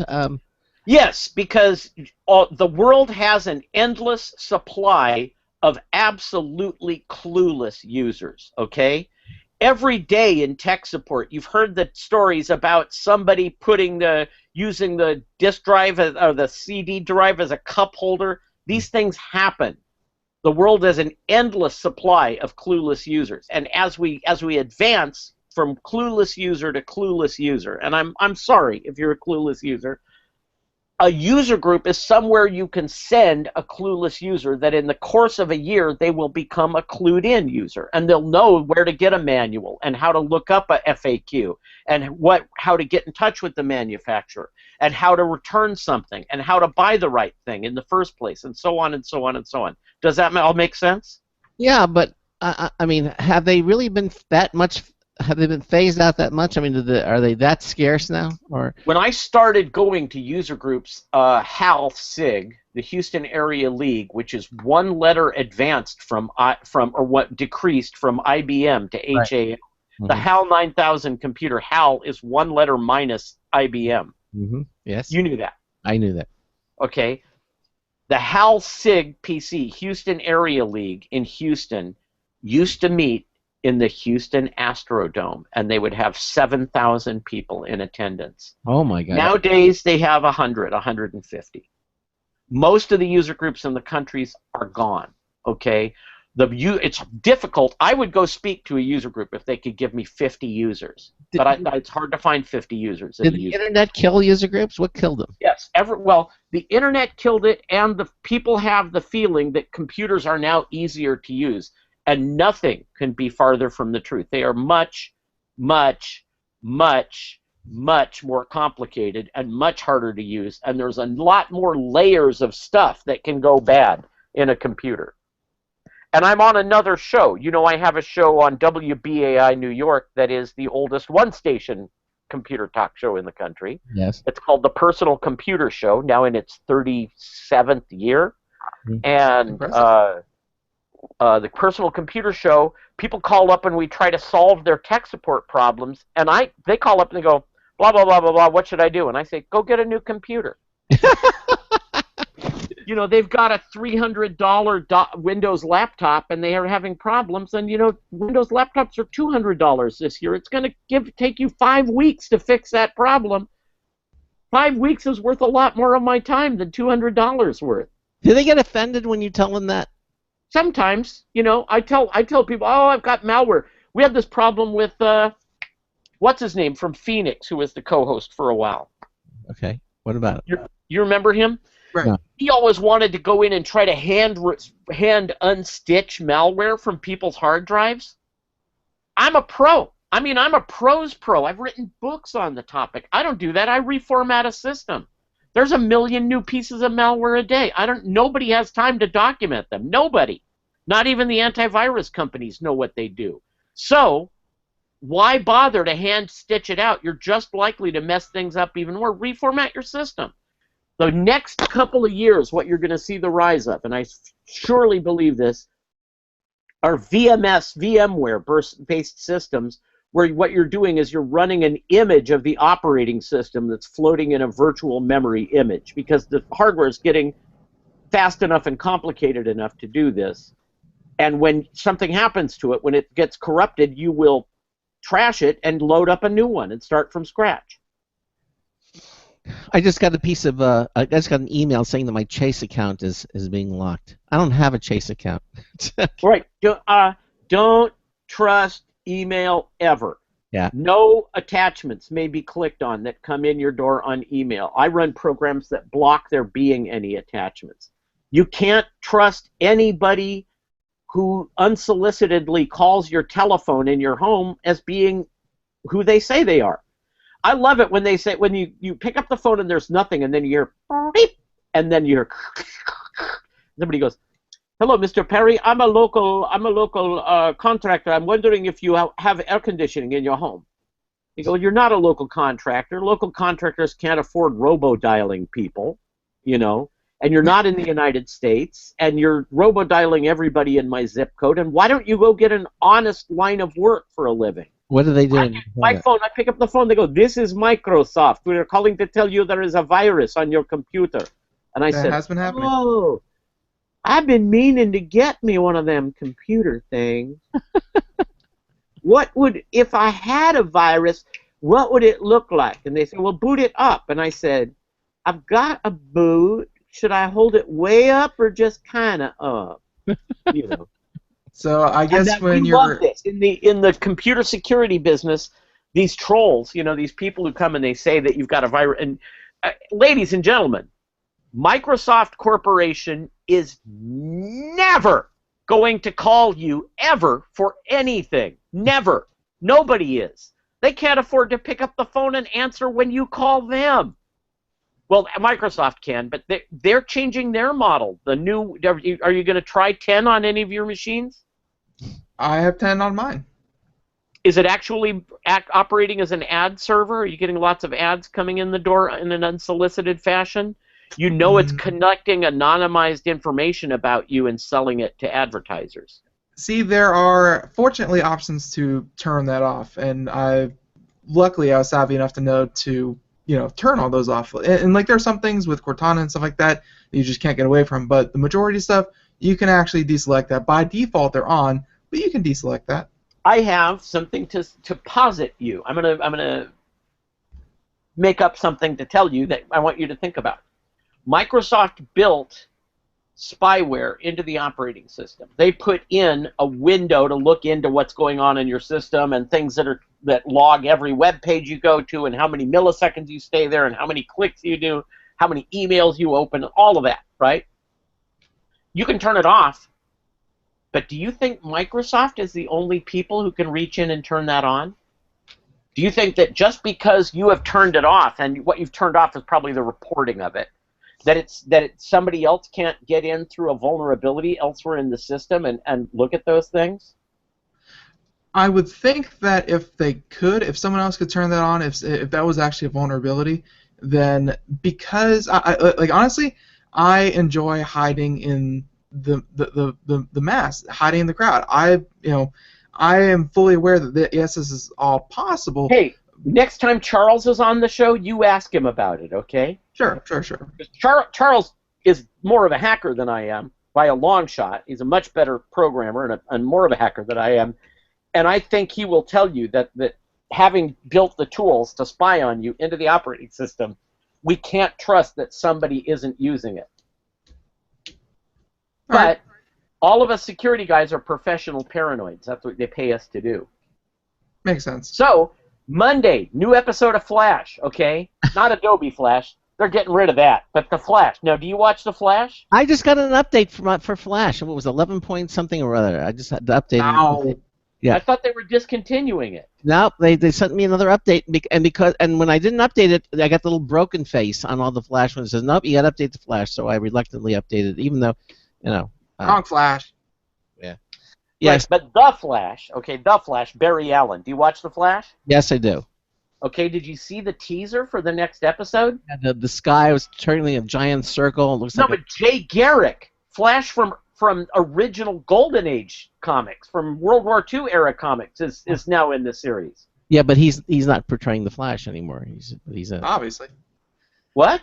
He's not. No. We have two Flashes. We have the Golden Age Flash and the Silver Age Flash, both on the show now. Oh, okay. No, I have two Flashes. Well, we have Barry Allen and Jay Garrick. That's going to debut. It's not on yet. It's October something. But he's on it's Monday. Monday. Yeah. Okay. What about Arrow is going to start calling himself Green Arrow?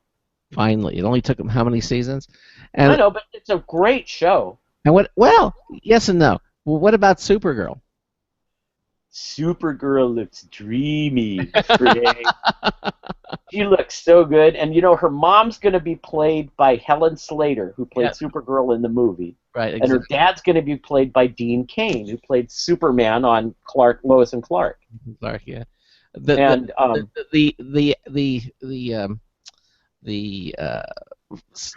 the word I'm looking for here? The irony is so thick with all these things.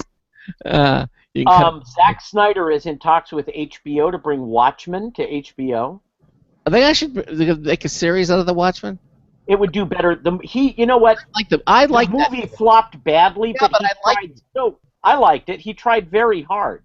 Did you read Watchmen, the comic books? No, I never read the comics. No. Watchmen, the comic books, is the singular artistic masterpiece of the genre of comic books. It is the biggest artistic success in comic books ever. So go get a copy of the graphic novel and read it. It's probably in your public library by this point. Hey, you know what I can tell from looking in the back of your office, Craig? Yes. You still collect wacky clocks. Do you still have the one that spins around and has laser flashes on it on the wall and stuff? Probably something. Oh, okay. I do have. I found the ultimate in electronic levitation. So it's right up in that same shelf, but I don't think you can see it. Nice. Yeah, no, those I'm way big on that kind of stuff. Yeah. Electronic levitation and such. Yeah. Now, do you have a grand piano, right?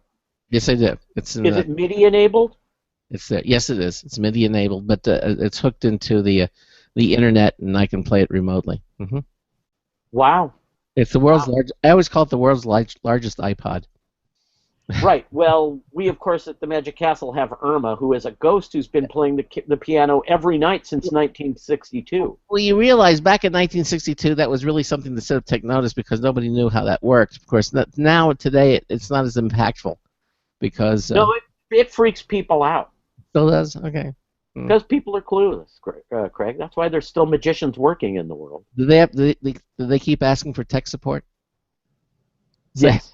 Okay. And they expect it too, and they expect us to explain to them what's going on.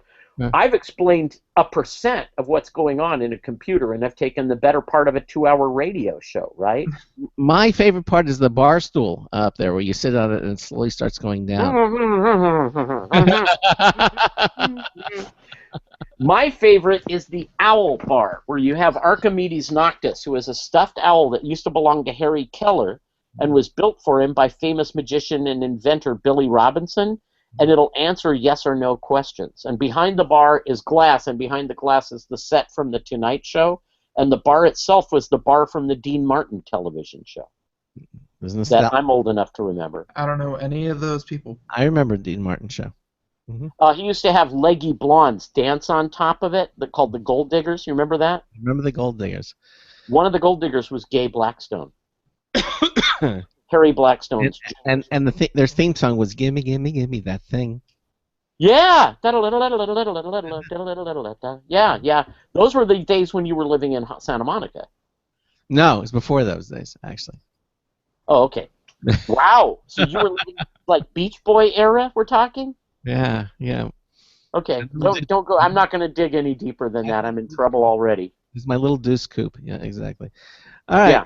So they call, they want tech support. What they really want us to do is tell them, okay, turn it upside down. And we hear people say, oh, all they ever do in tech support is tell people to turn the machine off and turn it back on.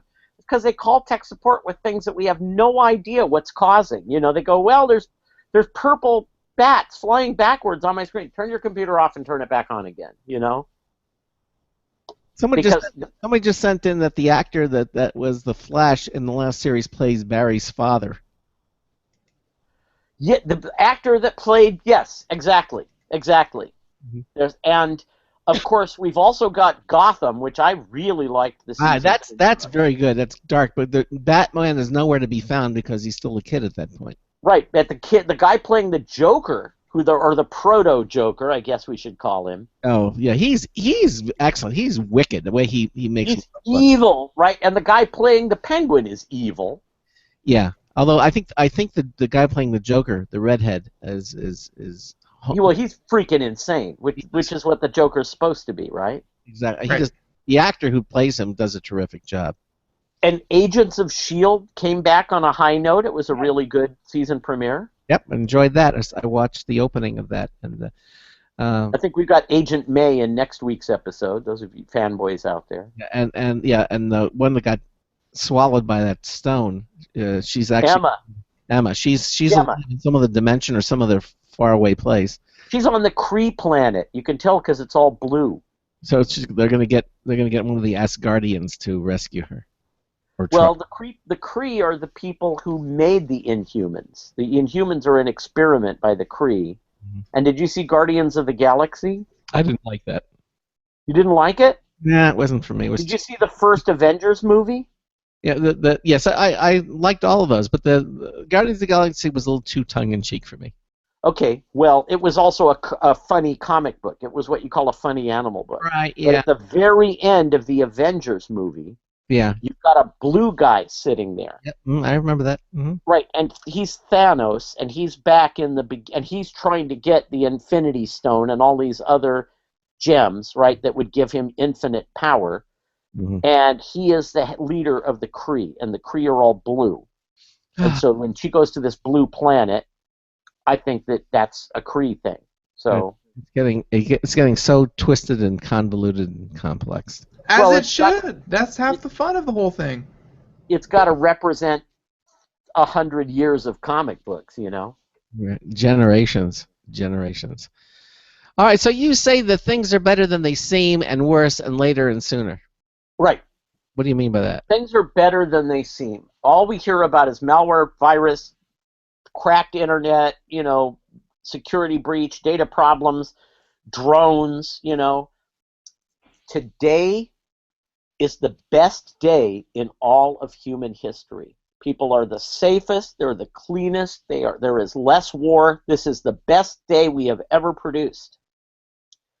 And it's also the worst because there are dangers around us that didn't exist for right up until this second of the evolutionary clock. We have created problems that are unique to our time, but also our time is as good as it has ever been. Now, we've got problems with getting a job, with the distribution of goods and services, with our political process, with how we feel things work in the world. There's a lot of problems, but we're not at war. Nobody's dying of smallpox. There's a million things you could say. I can have pink grapefruit juice from Florida, fresh squeezed in California every day that I want it, you know? Things are good. There's more flavors of yogurt than you could possibly imagine, you know, and that's just yogurt. Cars work better than they did. You've owned a lot of bad cars in your life, haven't you? Yeah.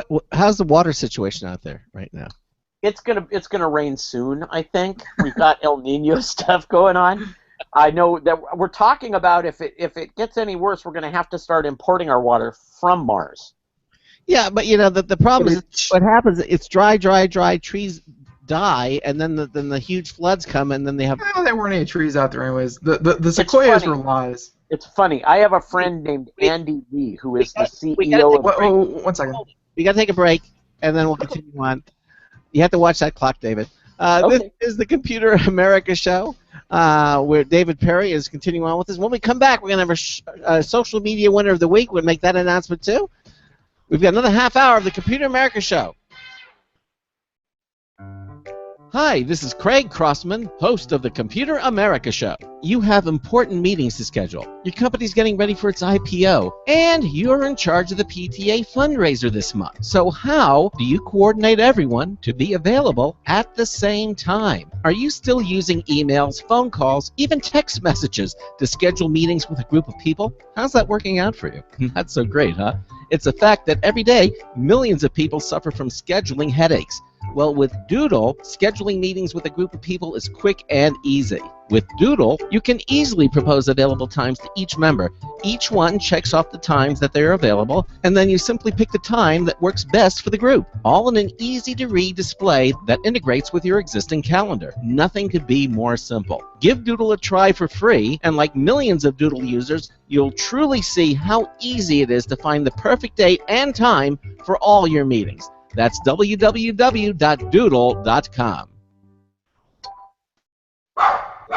Looking for a best friend? Brother Wolf Animal Rescue has your best friend waiting just for you. The mission of Brother Wolf Animal Rescue is to help build a sustainable, no-kill community where no dogs or cats are ever killed for population control, where true euthanasia is reserved only for animals who are irremediably suffering, or for animals who are truly a threat to society and with no hope of rehabilitation. Brother Wolf staff and volunteers go door to door, neighborhood by neighborhood, to educate citizens about local resources available for at-risk pets and to help their families connect with those resources. Brother Wolf's community-based approach to no-kill helps keep family pets healthy, happy, and in their homes and out of the local shelter system in the first place. For more information or to make a tax-deductible donation to this wonderful 501c3 organization, visit their website at www.bwar.org.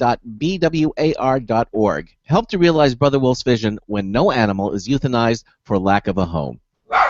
Who's a good boy?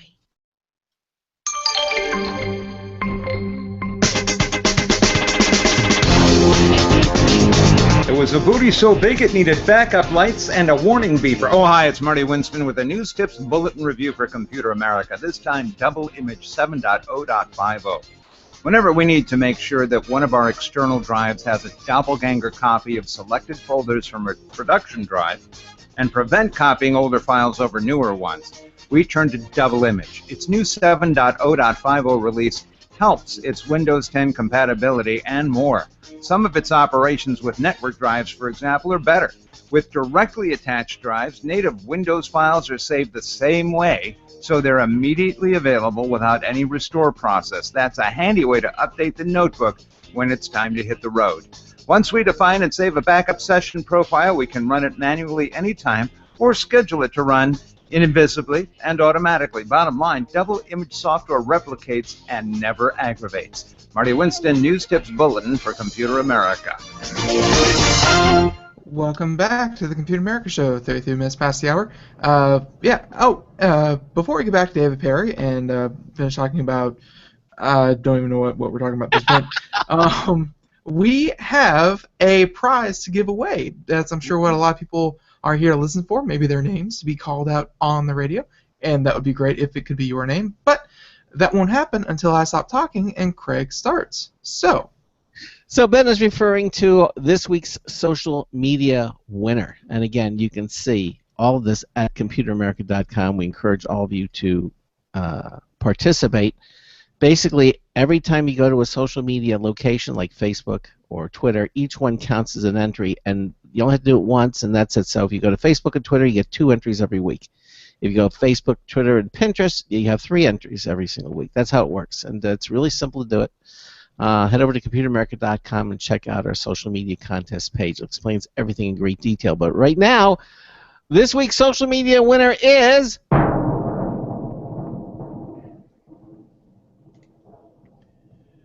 Robert Hanna. Robert Hanna, congratulations. Now, Robert listens to us in Portage, Indiana. Portage, Indiana. Okay, and he wins the Logitech MX Anywhere 2 wireless mouse. Valid at $80. It has the dark field technology, so you can use it on glass. You can pair up to 3 computers and switch between them with the touch of a button thanks to its easy switch technology, a little button right on the bottom of the mouse. It's wireless, it's a beautiful mouse, and again, it sells for $80. Again, Robert Hanna, you are this week's social media winner. Congratulations. And again, if you want to, just head over to computeramerica.com and enter in our social media contest. Who knows, it could be your name that we're calling out next week. Okay, so did you hear who the social media winner of the week was, David, or were you not paying attention? I was trying to import post update of the iPhone. I can't erase photos off of my phone. I've got 8 gig of photos on my phone I'm trying to erase. Okay. Well, I guess after the show, I'm sure you'll be able to figure it out. Right. But it used to when you plug the phone in, it would import the photos and then erase them, and it doesn't do that anymore. Actually, it gives you an option to do that. It's not giving me any options anymore. Yeah, well, okay. And it's not showing up on my computer list anymore. The iPhone used to show up there. Yeah, well, it shows up, and then there's a little checkbox that you can check right on that same screen, in the upper portion of the screen. Okay. Okay. Oh, later for that. Later for that. Yes. So who won? Oh, you weren't listening. No, I wasn't. Robert Hanna. Hey, Robert Hanna, congratulations. I'm sure you'll enjoy this mouse. It was a mouse, right? Yes. It was a mouse. It was the mouse. It was the Logitech MX Anywhere 2 wireless mouse. Right. Yeah, and again, he listens to us in Portage, Indiana. Ever been to Portage? Wow. Ever been wow. to? No, I've only been to Indianapolis, which I drove from Cincinnati up to Indianapolis to speak at a user group, back when there was still more than 100 people in their user group, and what I learned is stay in Cincinnati. It was freezing in Indianapolis. Yeah. It's funny because it's an hour drive, and it went from being like 75 in shirt sleeve weather to like 20. Mm. Wow. There's a lot of elevation from Cincinnati up to Indianapolis. So, whatever, Craig Crossman. So yes, things are Different. are better than they've ever been. They are worse than they've ever been. What else did I say? It's earlier and later? Later and sooner. Later and sooner. It's later. I keep having to remember that I'm an old guy now and that there aren't any record stores. I mean, there's like 2 in Hollywood, and record stores are kind of coming back, but there was a record store as many as there were 7-Elevens when I was in college, Ben. Okay, it was a thing that you would go to the record store, right, Craig? You go to the record store and buy a record, take it home, you play it on your turntable. Yeah, Not only are there no record stores, nobody's buying any music, and the record companies are going out of business hand over fist. They are. Streaming music has taken a chunk out of it, and streaming music just had its best year yet. So that doesn't seem to be reversing. Or a record company will have one person, and that's like they do all their promotion on that one person. They used to have hundreds and hundreds of artists that they would, the same label would have Prez Prado, don't bother, it's nobody you ever want to look at, Mitch Miller, ditto, and Peter, Paul, and Mary, who you have the vaguest idea who they were, but they were cooler than you might think. And so you would actually Prez Prado and Mitch Miller were both cool in their own way, right? But as you move from era to era, all kinds of things get swept out of the way. So it's sooner than you think too, because despite all of that, we're just getting started as a species. I mean, we're just getting to where we're starting to understand one another. We're seeing that, and one of the weirdest things is people here are kind of ignorant about how rapidly technology gets to other parts of the world. If you go to Dubai, they have Wi-Fi everywhere. They have high-speed trains in old European cities and all over Africa, and everything's getting updated faster and faster and faster. So it's also, even though it's sooner than you think, it's also later than you think. So does that make sense, Craig Crossman? Vaguely. The world is difficult to pin down. It's a moving target, and we all live in it, and it's changing more rapidly all the time. The changes that used to take 100 years or 1,000 years now take place in a year. Yeah.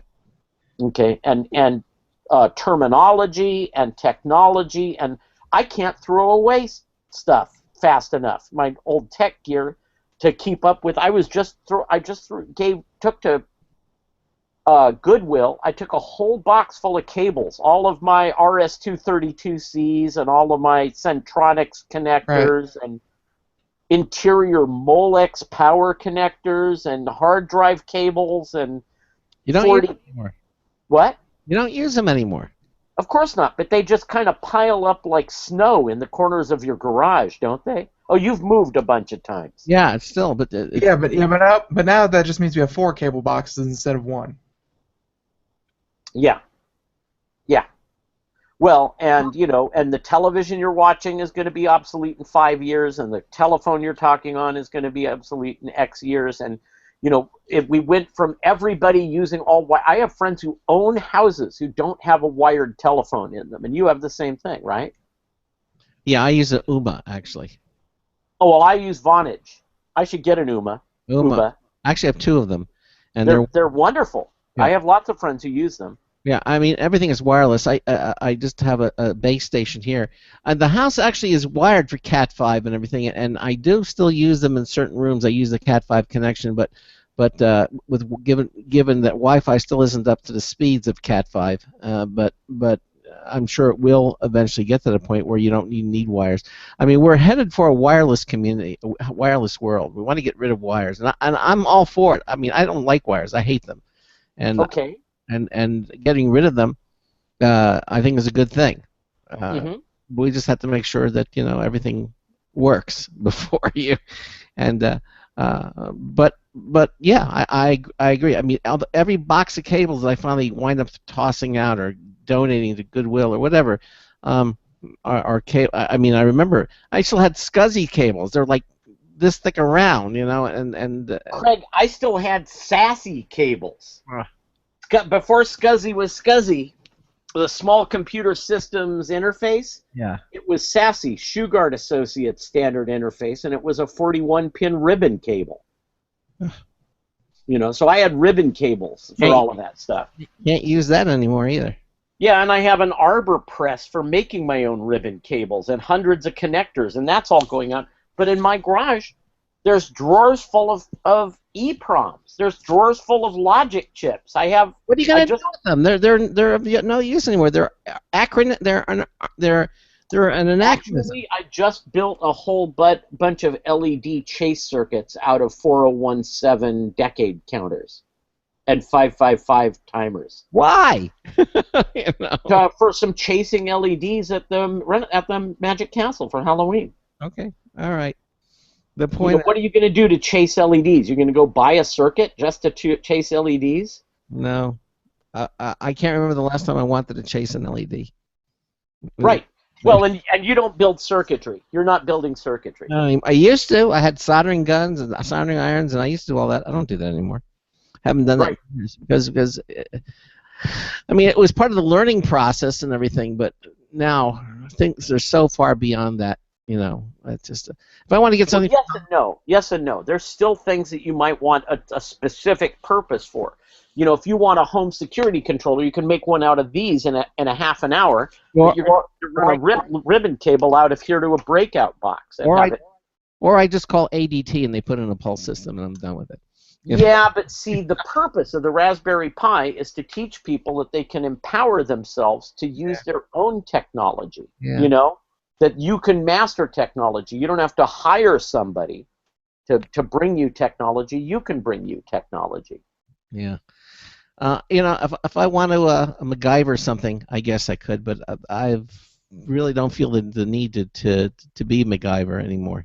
Well, I hang out with a whole lot of electronics techs, and we build things for fun. Like I built a stereo amplifier.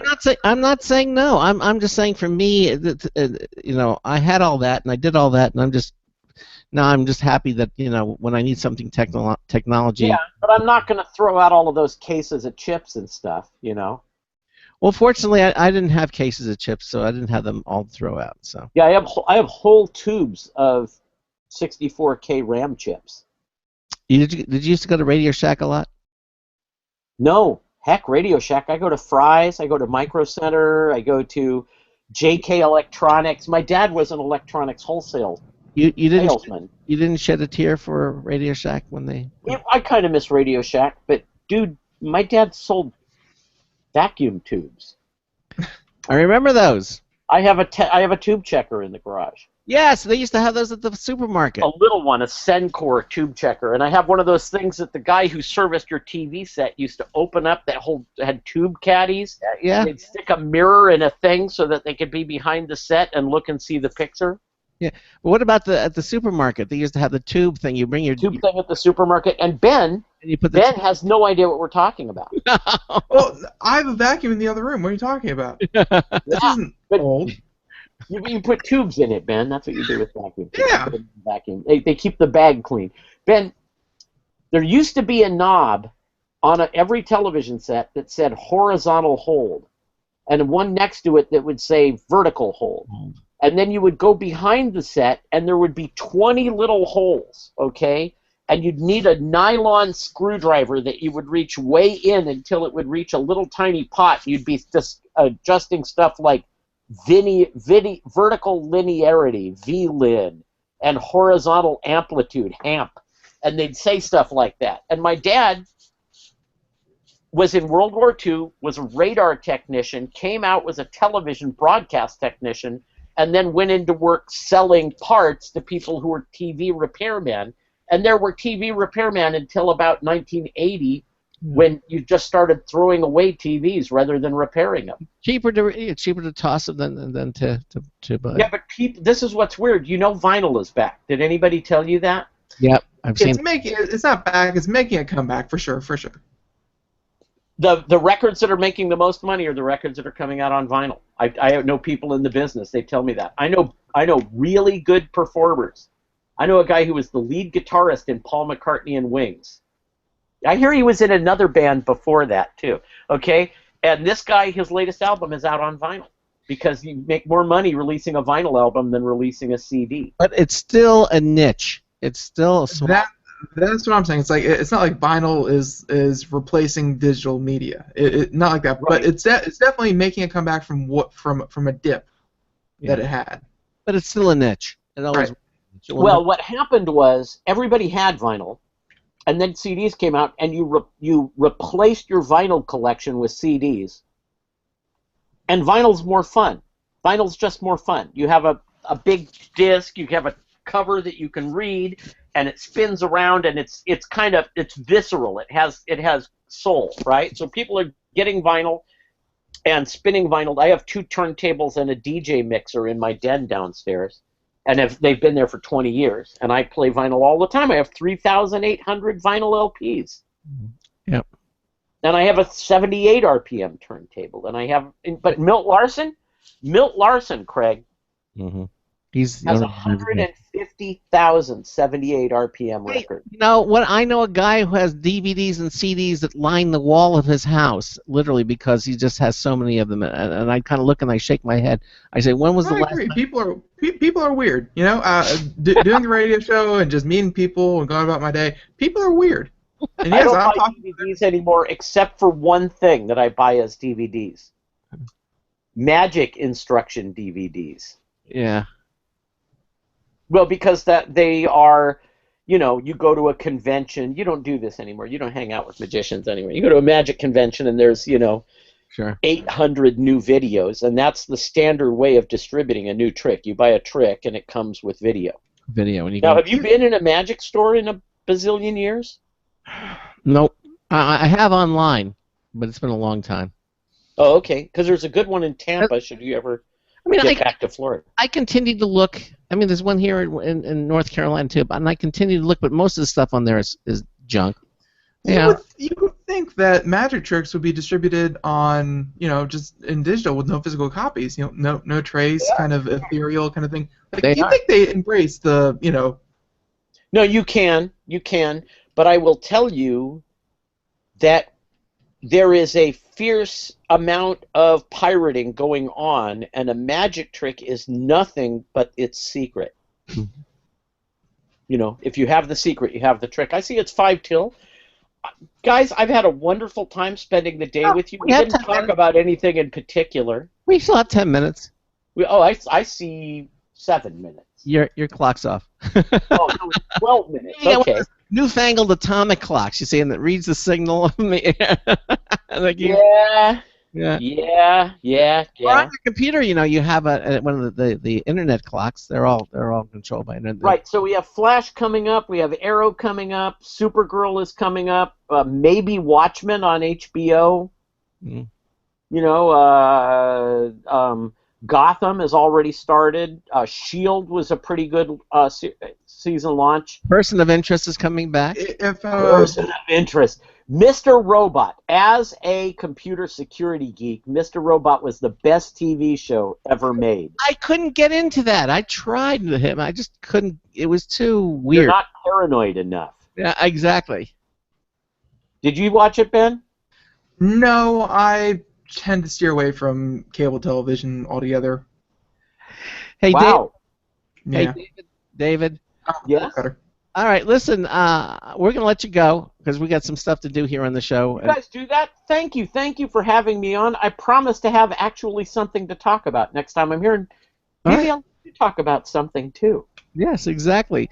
David Perry again. It was a lot of fun. Thank you. Thank you so much for being with us here on the Computer America. Have a great weekend, and we'll see you again. Okay. Right on. Bye-bye. Take care. Bye-bye. All right. So there he goes. We have. You want to do a couple of news stories real fast? I really would hate to get to them after the weekend because then we'd be a couple days away from it. So if we can squeeze 1 or 2 in, that'd be great. Yeah, let's do it. Let's do this. The Computer and Technology News is brought to you by Slimware Utilities, the official optimization software of Computer America. You can visit them at slimwareutilities.com to clean, speed up, and optimize your Windows system. Slimwareutilities.com. You take it. All right. Well, the first one I really want to get to because I feel like this might go away before it even starts, but it's a new app and a new website out there that will be launching in November. And I'm sure a lot of you have heard about it, and it's just strictly not a very good idea for obvious reasons. And yet, they're even amidst the backlash, they're still going through with it, from what I hear. So yeah, the whole point of this thing is called Rate Your Friends Like They're Restaurants with People. So it's obviously a Yelp style app that you'll be able to log on to, except instead of restaurants, instead of venues and things like that, that you can go online and give a 5-star rating of a Yelp review and see what people say about it. This will actually be one that you create profiles of people, and then you rate them 3 stars, 5 stars, 4 stars based on your social interactions with them. Mm-hmm. Okay, well that was the oh my gosh part. That's very weird. I'm still kind of recoiling from that, but okay. Anywho, the company behind the idea of it, it's obviously just an app, very simple idea, and of course I truly believe that they're glossing over what could be the negative repercussions of such a thing, but they've garnered about $8 million in venture capital revenue already, and they're definitely going to be putting it out there. With $8 million, you can make a heck of an app. So, unfortunately, the people behind People say it's a quote a positivity app for positive people. So they're obviously they're going to try to focus on what makes people good and everything like that. But really, it's probably not going to shake out that way. So they have a couple examples, because when this was first announced and it hit social media, people have just been flabbergasted that an idea like this would even be possible. So there's a lot of negative ratings for the idea. Up on the App Store, I believe there's like a placeholder one that's gotten a lot. And Craig, I want your take on it real quick. Why would this be such a bad idea? It certainly doesn't sound very friendly. I don't know. You tell me. I don't know. Okay, well, Craig doesn't know. Oh, mark your calendars, folks. This would be a bad idea, because this would allow, if you had a profile for every single person and you go to one place and you can look them up, this would be a very simple place for someone to go and trash a person's reputation. Before, if you wanted to trash a reputation, you had to go around and do it yourself. You had to go onto social media, say stupid things. You had to go around to events, take stupid pictures. And this is letting what could be anyone to ruin, to share details about you, who you are, and give you a 1-star rating and say everything that was possibly wrong to you. And not only that, this would then you go to the app, find the person, and you get 100 of your closest friends, and then you can completely trash someone's reputation if this were to take off like Yelp is. Because right now Yelp is the thing.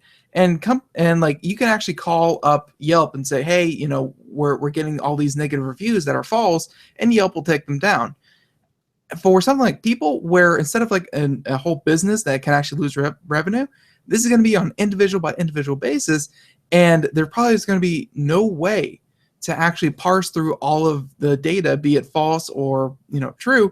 If someone gets, hey, 1,000 people really don't like this guy, and 1,000 people think this guy is just the worst, and now you can go on People, and anyone who looks you up on People can see that everyone hates you. And not only that imagine what that's going to do to the person, on a personal level. That's cyberbullying, but kind of correlated into one app. So all these things have been coming out in during the revelations of this app. And then the CEO of this company, facing all negative backlash, says, they have a Facebook post here from the company. It said, anyone know how to prevent people from posting on the comments on a company Facebook page?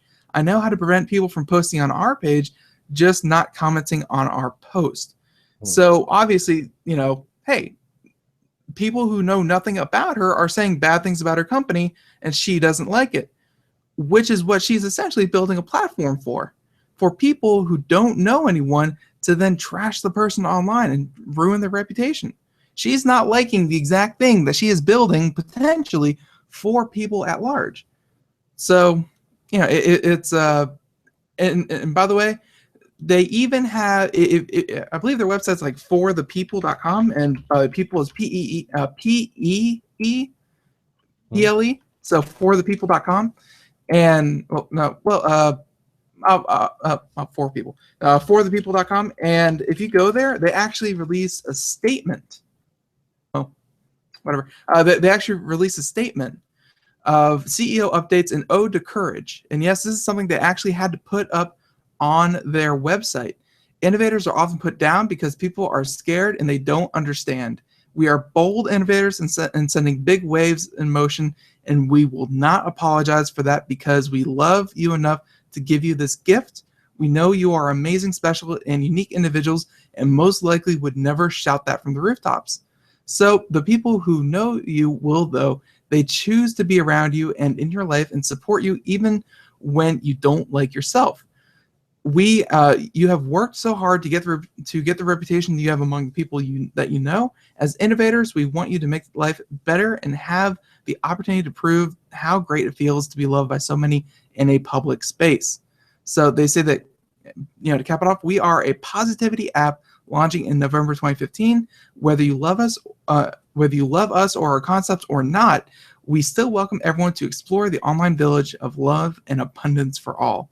So obviously, turning a complete blind eye to what could possibly be just a breeding ground for negativity when they're only focusing on the positives. Wow. Well, I wish we had more time to do this, but 90 seconds. We are flat out of time. But it's a good story to leave us with, and something for our listeners to think about. Coming up on Monday, we're going to have Parallels. Mr. Kurt Schmucker, who is the senior product manager, is going to be back talking about Parallels Desktop 11 and its integration with Windows 10. And also Yosemite and El Capitan. It's going to be a very interesting hour. And in the second hour, we'll have computer technology news brought to you by Slimware Utilities, where we'll have the time to expand on what we kind of touched on in this hour. Again, congratulations to our social media winner of the week, Robert Hanna, who wins the Logitech MX Anywhere 2 wireless mouse. Hey, everybody, have a great weekend. The weekend is upon us. Do something fun. And then Ben and I will be back here on our 3 to 5 p.m. Eastern Time daytime slot with Computer America. And we hope to see you here with us as well. So until Monday afternoon, this is Craig Crossman hoping that your hard disk never becomes floppy. See you Monday. Have a good one, everyone. And thanks, David Perry. Thanks, David Perry. Yes. 10 seconds. Bye-bye.